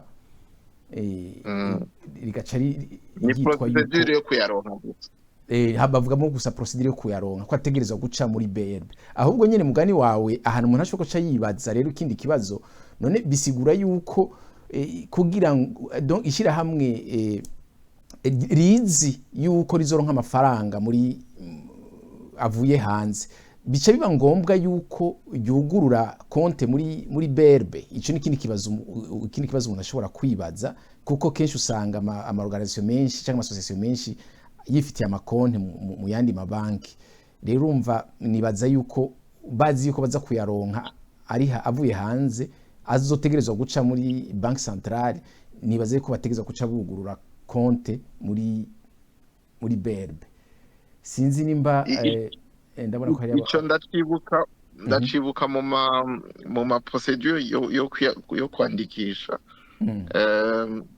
ariyo ibintu uratanga comment on appelle ça une projection y'ama activité uzokora umengo un pourcentage ya budget uzokoresha imyaka 2 ya mbere umengo ntihenze utegeze kubanza kuyadepoza kuri intuze muri BRB ikintu nk'ico donc urumva kugura konte ni ngombwa utegeza kugura konte muri BRB kugira ngo deposite canke ushiremwo iyo 1% y'amafaranga igice kimwe kwijana y'amafaranga sinibuka pourcentage mbwa ari amahera minimum bagusaba yerekana yuko ufise uburyo bwo kurangura ivyo bikorwa uvuze yuko uzorangura urumva ucuyashira ndabona yuko hariho yego cyane murakoze kuri iyo contribution ndabona ko umushinga ntahe Pauline nawe nyine yagiye ku murongo imbere yuko dusubira kwa metre Darno reka tumuhe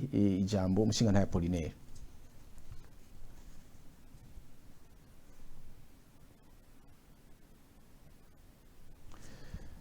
umushinga ntahe Pauline mwiriwe neza mwiriwe mwaramutse ngira ngo uri muri Amerika yego natwe aje amasaha yamaze kurenga ubu ni saa 6 ku murango n'inusu umva ni mwiriwe twebwe dufite amasaha amwe ni Bujumbura ariho nagomba ngerageze gufasha mu kwishura ico kibazo ca Dari kuko ibintu by'ubutungane narabikoreye munsi mu byerekeye amategeko kandi ndandi mu mashirahamwe adaharanira inyungu z'amafaranga menshi kukuvuza inyungu zirahari nibaza yuko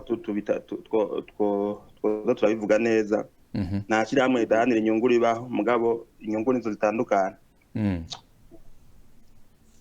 sambit recreatif bisigura inyungu zijanye n'ibintu by'amafaranga alors kuri ico kibazo ahejeje kubaza nibaza ko byabaye kubera itegeko rya 2017 yahindura amategeko yandi yahora agenga ama ONG n'ama ONG étrangère n'ama ASBL local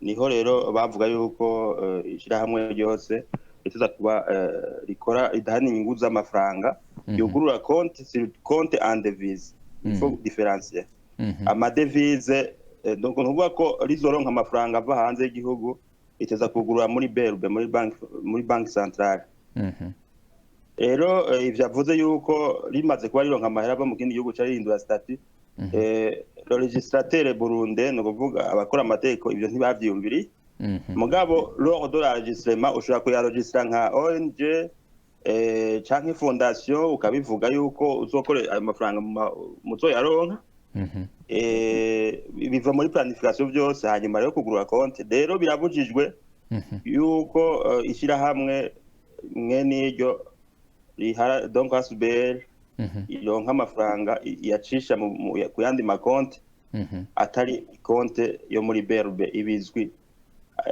kandi abasinyateri bazwi neza baba bari muri association nuko bimeze ni itegeko rya 2017 rihindura irindi tegeko sinibuka neza ko ari rya 2011 cyangwa ryahindura rya 1992 ego Maître Daniel yabivuze yes so niho rero ni na article atari ikirenga cyane ni itegeko ryoroshe nicyo gituma hajya bavuga ati ni renaissance nyorera loi ifo kubisoma mwe n'ibyo nk'abantu baba bari muri iyo domaine kuko nk'uko Maître yabivuze bishitse bakabafata canke bikamenyekana c'est vraiment grave surtout meme n'ababayere baba bariko baragufasha bumvise ko waciye inyuma y'amategeko kandi kenshi amashyirahamwe adahana inyungu z'amafaranga bari mu bantu baba bariko barasaba ko amategeko yubahirizwa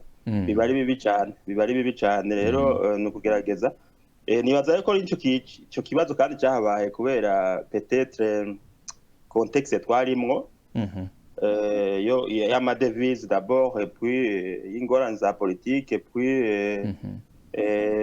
nibaza yuko hariho n'ingorane yo kukanaliza donc amadevise yose ace ahantu hazwi kuko nkuko Maître yabivuze hari abantu baja mu bindi bihugu kuyarotirayo bakaza kuyakoreshereza mu Burundi donc byarabaye ngombwa yuko umuregistrateur aca aregifera en conséquence.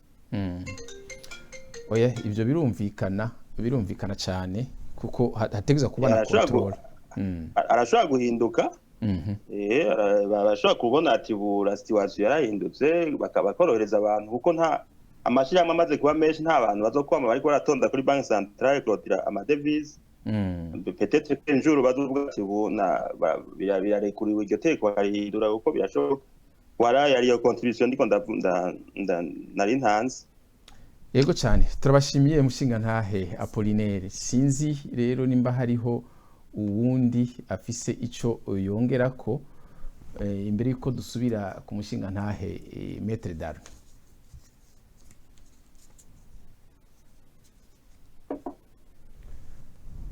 Yego ndabona ko atawundi ariko arasaba ijambo Maître Darno murashobora rero kuduga ku ijambo nimba mufite ico mwongerako canke muca mubandaniriza ko kuri ikibazo c'amasitati Ego justement en fait reka nshimira Apollinaire abivuze neza en fait uko naje nashaka kuvuga dans quel contexte iri tegeko ryahindutse canke ukunde bahinduye uburyo les ressources canke les financements zahora zishikira ama association canke nuvuga gute aba partenaires ba locaux bakorana n'abantu bari hanze ngo vyabaye muri iyo sens ivyo uko ahejeje kubivuga mugabo si nuko nabivuze ubwa mbere navuze ni nimba ari ama association ari ngaha do droit Burundi ni kuvuga yuko ahabikwa amahera hategezwa kuba hazwi kugira ngo wanashaka peut-être ministère igire gute ivuga uti bameze gute bahagaze gute amafaranga yaba nanga uravyumva donc nibaza ko yabisiguye neza hama peut-être tudatinze kugira ngo peut-être turabe turangize yego cyane buriko burira abandi buriko buraca donc on va nicerekeye ama statut et des organes statutaires sivyo ama statut sinibaza ko novuga ibintu vyinshi mugabo ama statut murazunge n'abameze nuvuga ko ya d'abord la dénomination de l'association kandi biyinye c'est toujours mieux kugira gute de faire recours peut-être à des experts peut-être à nous les juristes cyangwa undi muntu wese yoba abifisemwe abatazi rero abatazi icari cyo stati mu Kirundi tuca tuvuga ko ari amategeko ngendegwa ko yishira hamwe cyangwa amategeko nshinga ni kuvuga nka constitution nyene ibwirizwa shingiro ryabo okay igishira hamwe yego ni kuvuga ko hariho izina la dénomination hariho le siège itegeza kuba iri peut-être établi au Burundi sivyo hama l'objet social mugiye gukora iki hama ikindi naco kiza no kuvuga il faut catégoriser les membres sivyo mukavuga ati les membres fondateurs les membres adhérents les membres d'honneur et les membres sympathisants mugabo iyi kategori yose ishobora kuba idahari mushobora kuba mugarukira gusa kuri les membres fondateurs et les membres adhérents canke mukaba mufise n'umumembre d'honneur umwe canke babiri uravyumva ikindi naco les conditions d'adhésion none ça doit être une association il est ouvert à tout le monde peut-être sivyo si yaba natif par exemple sivyo izokorera mu gihugu cose none ushaka kwinjira bigenda gute est-ce que azanwa n'umuntu araba parrainé aratanga amahera kwinjira etc sivyo hama ubaye mu membre il faut yuko abavuga ati les droits et les devoirs des membres ni izi bakavuga ati l'origine des ressources ni iza kenshi il y a des statuts ziri classiques canke ziri standard où on te dit tout simplement que l'origine des ressources de l'association proviendront des cotisations de leurs membres canke des membres point uravyumva hama ikindi naco ni none iyi association izokora gute le mode de délibération de l'assemblée générale barasaba ikintu c'amakota le forum izobata ryari kuri 3 kuri 5 byose mukabivugana uko ingingo zifatwa bisabwa kugira ngo ingingo zifatwe n'abazifata yego mukavuga ati taba membre n'abamembre igihumbi kugira rero ngo assemblée générale ifate ingingo kandi yemegwe il faut au moins ko bahaje abamembre 5 par exemple hama ikindi naco le mandat des pouvoirs des organes statutaires kuvuga yuko bajya bari muri comité exécutif bahari pour combien de temps c'est vieux bazokora iki niki uravyumva donc bikaba biri bien détaillé ikindi naco la destination du patrimoine en cas de dissolution kuvuga yuko association mu gihe izohomba igapfa nibijya yatema akoresheje ni kuvuga toujours muri iyo formulation standard ari abavuga ngo le patrimoine canke amafaranga canke uburyo buzosigara bizoba affecté à une association canke à un orphelinat uravyumva canke à une association caritative on dit ça comme ça mugabo sindahura naka ou association yavuze ati yabaye disons habaye dissolution hama ngo bibe affecté exactement kuri nkuko babivuze sindashikira ngaho hama ikindi naco les procédures de règlement de litige entre les membres ni kuvuga yuko hatereza kuba hariyo nk'aya conseil des sages canke comité de contentieux donc hatereza kuba hari ukungene comment vous allez résoudre les litiges zishobora kuvyuba kubavuga ngo hagati y'abanywanyi ngo hari abantu ngo hari uruntu niko bavuga hanyuma ikindi naco la souscription au guide de déontologie et d'éthique des associations syndicales nuvuga ko nibaza ka kanya ari nk'agatabo baguha peut-être bagiguhaye agrément nibaza ko ako guide ngira bagafise donc akarangamutima niko novyita nk'ijya abajournaliste hanyuma les statuts sont établis sous forme authentique de notaire les membres fondateurs jouissent des mêmes droits et sont soumis aux mêmes obligations que les membres adhérents et tout. Hama ngo mvuge sur les organes statutaires. Les organes statutaires ni zita. Allô, muradutunga twari twagize akabazo ku ruhande rwacu. Non, l'Assemblée générale est l'organe suprême, est l'organe suprême de l'association. Sa délibération est requise pour les matières suivantes.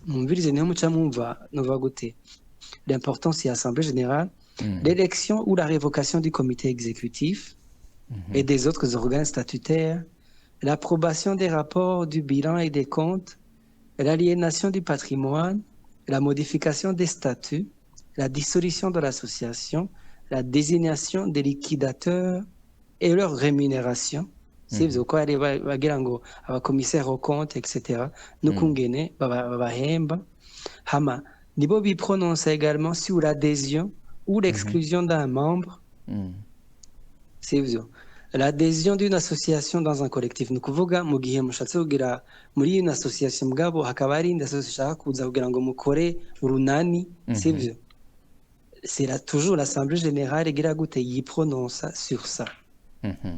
Rero tugerageje kubivuga mu kirundi twovuga duti inama ya bose mu ishirahamwe niyo ijejwe gutora canke guhagarika ajya bita ngo mbega babita ngo inama komite executive inama nshingwabikorwa inama nshingwabikorwa hamwe n'izindi nama z'iryo shirahamwe ni iyo nama ya bose niyo ijejwe kwemeza amaraporo atangwa niyo imenya ukuntu ibyo itunze bitegerezwa kugurishwa canke kuva habitwagwa ahandi hanyuma ukuntu niyo iryo assembly nyene numva ubwo iyo nama ya bose niyo ijejwe iyo nama ya bose umvete nijejwe ubuzima bw'ishirahamwe ego duga kwijambo bandanye ego donc umva vyari ivyo donc andi komite nshingwabikorwa no kuvuga yuko ijejwe gushira mu bikorwa ivyo ya nama ya bose yashitseko hama ijya komite de surveillance ni kuraba yuko komite nshingwabikorwa ariko ikora ivyo bayitumye sivyo donc la régularité des membres et tout kugira ngo nayo ibifise un avis peut-être ishobora gutanga sur l'autre avis ishobora gutangwa na assemblée générale ego hama disons kucerekeye rero icerekeye dissolution liquidation byo ni aziko tutahateba nuvuga ko les associations peuvent être dissoutes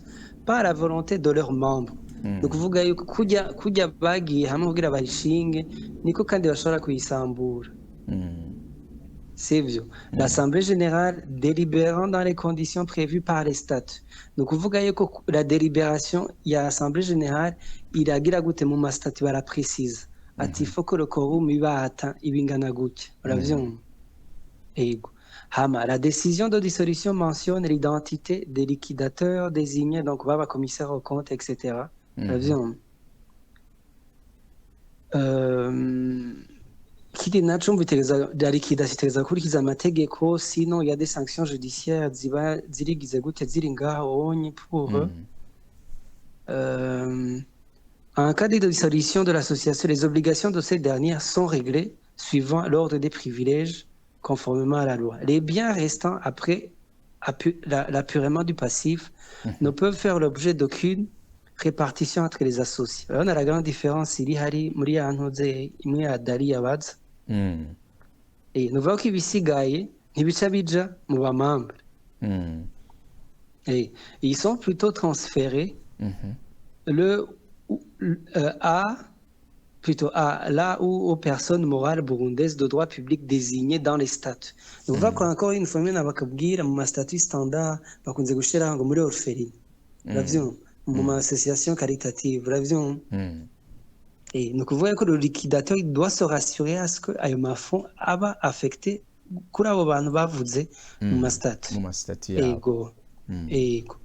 Hama ikindi pour terminer comme vous kuvyerekeye le régime des sanctions. Toutes les activités des associations sans but lucratif doivent recevoir l'aval du ministère ayant l'intérieur dans ses attributions. Celui du ministère sectoriel technique sous peine de sanction. Kuvuga yuko association baratora titwe duzokorera mu burimi. Uravyumva? Le ministère sectoriel no kuvuga ni Minagri. Uravyumva? Rero nukuvuga ko mutegeza ko office impusha z'aho hantu hose kugira mutangure gukora yego hama sans préjudice aux sanctions pénales la cour administrative peut sur demande du ministère public mu gihe harimwo amanyanga muri association yanyu ordonner la fermeture des locaux la suspension des activités de l'association qui seront coupables de troubles de l'ordre public ou atteinte à la sûreté de l'État ni kakarorero nko mu gihe musanga Jean bajya bakora kujya vyerekeye amafond ugasanga sivyo biko bigenda uko amategeko atavuga barashobora kuba barashobora kugira gute barashobora kuba inquiété de cette façon là ego hama ikindi naco le ministère ayant l'agrément des associations peut avant la saisine de la cour prendre d'office ou sur demande de toute personne intéressée une décision de suspension pour une période n'excédant pas 2 mois. Ni ukuvuga yuko wewe nimba uri mu membre cyangwa ukaba ati association imwe amanyanga sivyo urashobora kwipota volonté ukagenda ukabadenonsa hama après enquête barashobora kubahagarika. Donc il y a une période de suspension ingana na 2 mois. Amezi abiri. Amezi abiri. Rero aha ni kugira ngo nimba hari ibintu biko birakoreka ugasanga bose bari solidaire mu gukora amafuti hasoboye gucomoka umwe atavyemera nabo nyine aronka ijambo bamwumvirize. Yego cyane. Yego. Hama nibaza yuko ari ivyo peut-être nimba hari ibibazo mugabo sino ivyo nari nabateguriye vyari ivyo. Murakoze. Yego cyane turabashimiye reka tubanze tujye ku bibazo abo bafise ibibazo babaza imbere yuko turangiza ikiganiro kuko ndabona yuko mwari mwaduhaye isaha imwe none tugira tushikane amasaha abiri turiko turaganira. Ndabarungikira facture y'amantu. Reka ntaco nanje ndayirungikira abariko barumviriza nabo nyine bazofashe kugira ngo Yego ndabona sizi yego hariho ubusabye ijambo Dali ubu ndazi ko izina ryawe ndarivuze neza ijambo ni gwanyu Dali.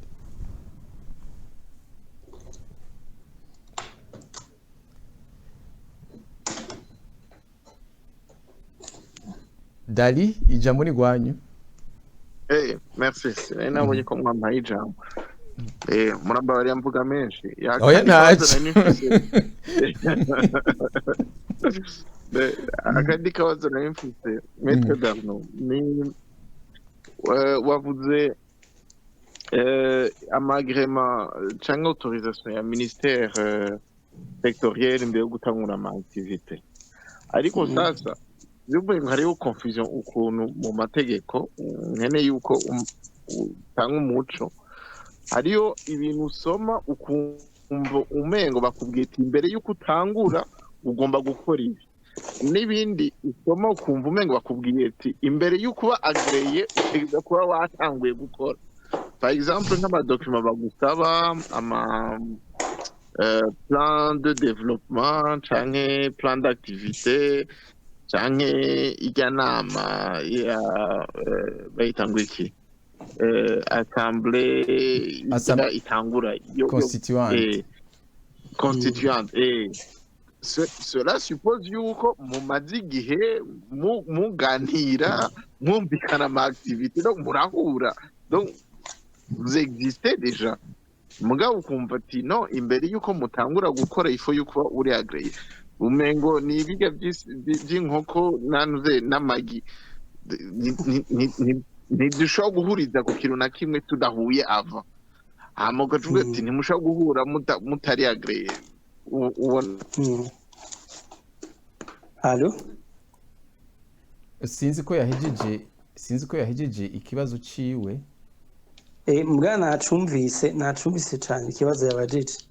Alors ni ukuvuga ibi vya agrément sivyo ni ukuvuga yuko aussi longtemps yuko mutaragenda gusaba donc ubwo ruhusha canke iyo agrément canke iyo déclaration nababwiye ubwa mbere muba mukiri muri ya catégorie navuga y'ama association de fait sivyo où vous n'avez pas la personnalité juridique sivyo où vous êtes un groupement de personnes sivyo bariko bashaka kugira gute kwiyungunganya kugira ngo baze bakora umugambi hamwe hama rero disons être opérationnel de manière effective sivyo bitangwa n'ubwo ruhusha ruzoba ruvuye muri ministère ni ukuvuga yuko nimba muzokorera muri Makebuko sivyo administrateur waho ntazokwemera ko muza sivyo mutamweretse agrément ego ababonye muko murakora nimba mubwirisha inama akabaza mwe muri bande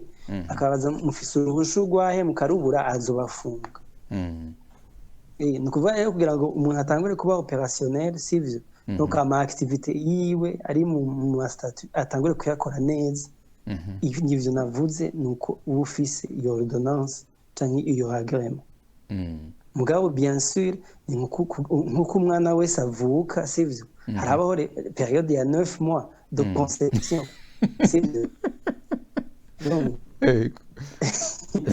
donc urumva rero iyo période ya conception mugiye hamwe muko murategura ni ya mwamuko mu exercice yanuzeya ya nivyo muri constitution uravyumva Ego.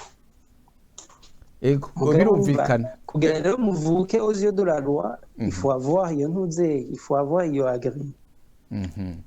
byumvikana yuko ivyo umushinga na Hedari abajije ivyo bikorwa vya mbere ni bikorwa mukora bitari muri stati ahubwo ari bikorwa byo kwisuganya kugira ngo mwemererwe gutangura gukora muje ahagaragara mukore ibyo mwishinze yego cyane sinzi niba nako rero natanze ko umwana kumwe navuka ama contraction n'ibiki nibaza ko kari image kandi gatanga n'inyishu neza nibaza umwana bataravuka kuko umwana avutse gucyonye bamwita ngo ni gihume sinzi birumvikana sinzi niba hariho ubundi bandanya oya cyari ivyo nyene ni ukuvuga kumva ya toujours un travail qui doit se faire en amont c'est vieux et kumva nimba ari ayo ma plan kone muzokora rapport d'activité canke donc izo projet zitegereza gutegurwa ça ne se fait pas en un jour ego abandi bipfuza kugira icyo babajije akanya naka murashobora gusaba ijambo hanyuma mugashikiriza ibibazo mufise hanyuma tukaja ko tukarangiza ikiganiro kuko ndabona yuko tumaze kurenza ko iminota 53 ku mwanya twari twemereye twari twasabye ahubwo umushingamanza Maître Darno ahubwo ntararonka umuntu abaza je hari akabazo nashaka kubaza kajanye n'ibi bivugwa ngaha mwavuze muri stati mbega burya iyo ibi bintu bivugwa mwagiye muratubwira yuko biri mu itegeko ko ari byo bikorwa na rijya koraniro Assemblée Générale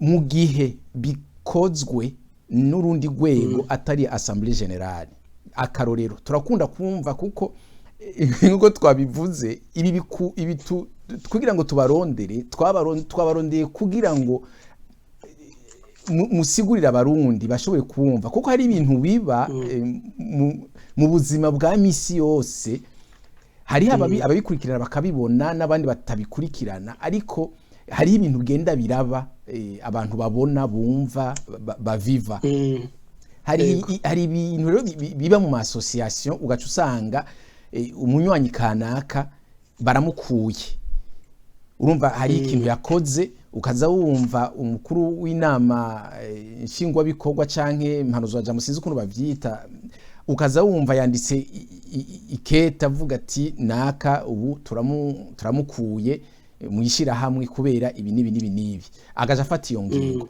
ariko mu mategeko mwatubwiye twabonye yuko donc Assemblée Générale canke inama ya bose abamambre bose abanywanyi bose bishira hamwe iyo bahuye niho bashobora gufata ingingo yo kukuramwo umuntu kumukura mu ishira hamwe canke kumwemerera ko yinjira mu ishira hamwe rero ikibazo tubaza nico kumenya mbega mu gihe uyo mukuru arongoye iyo nama nshingwa bikorwa afashe iyo ngingo aba arenze iri tegeko canke nimba muri stati yabo yishira hamwe mu mategeko ngenderwa ko yishira hamwe ryabo bashizemwo akantu kavuga yuko umukuru w'inama nshingwa bikorwa canke w'inama sinzi kuntu bayita afise uburenganzira bwo gukuramwo umunywanyi muri ico gihe ako kantu baba bashize mu mategeko yabo kaba kanyuranye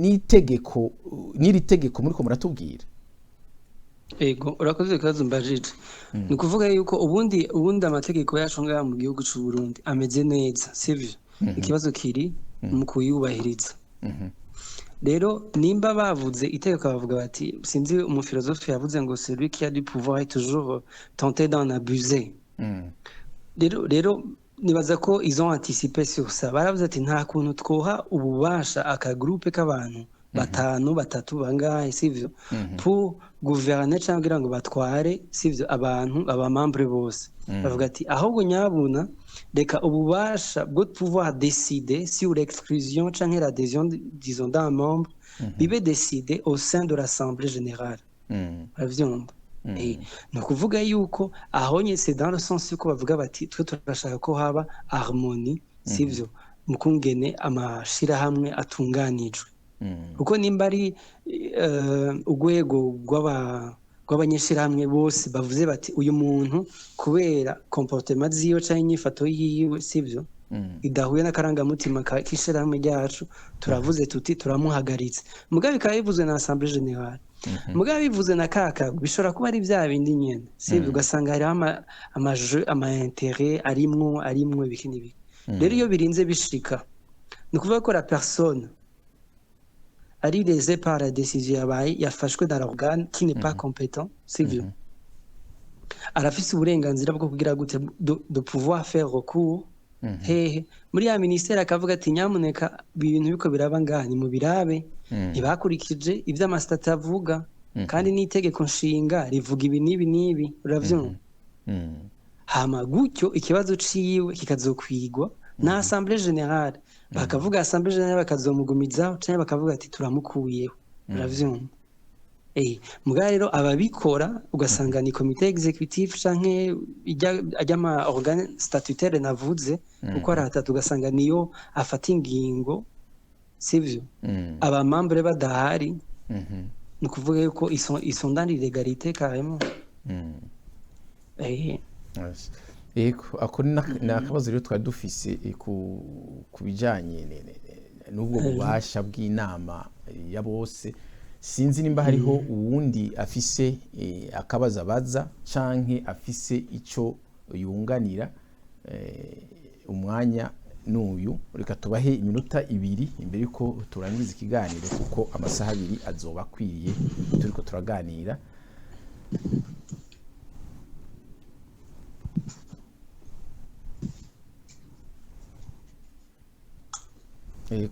ndabona yuko umengo nta uri karasaba ijambo kugira ngo agirire ico abaza reka rero tubashimire mushinga ntahe dushime ko banyuzwe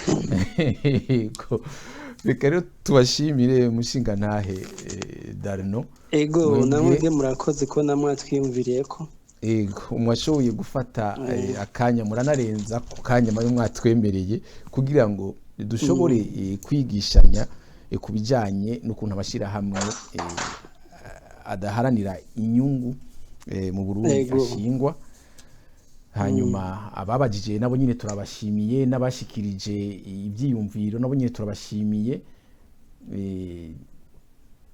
reka rero tugarukire hano turabashimiye mwese makurikiranye ikiganiro mwari kumwe ibere uri nkuru mu kiganiro twabaza kuri Twitter Space tukaba turi kumwe n'umutumire umushingwamanza Maître Habonimana Chris Darno tuzosubira ku wundi munsi murakoze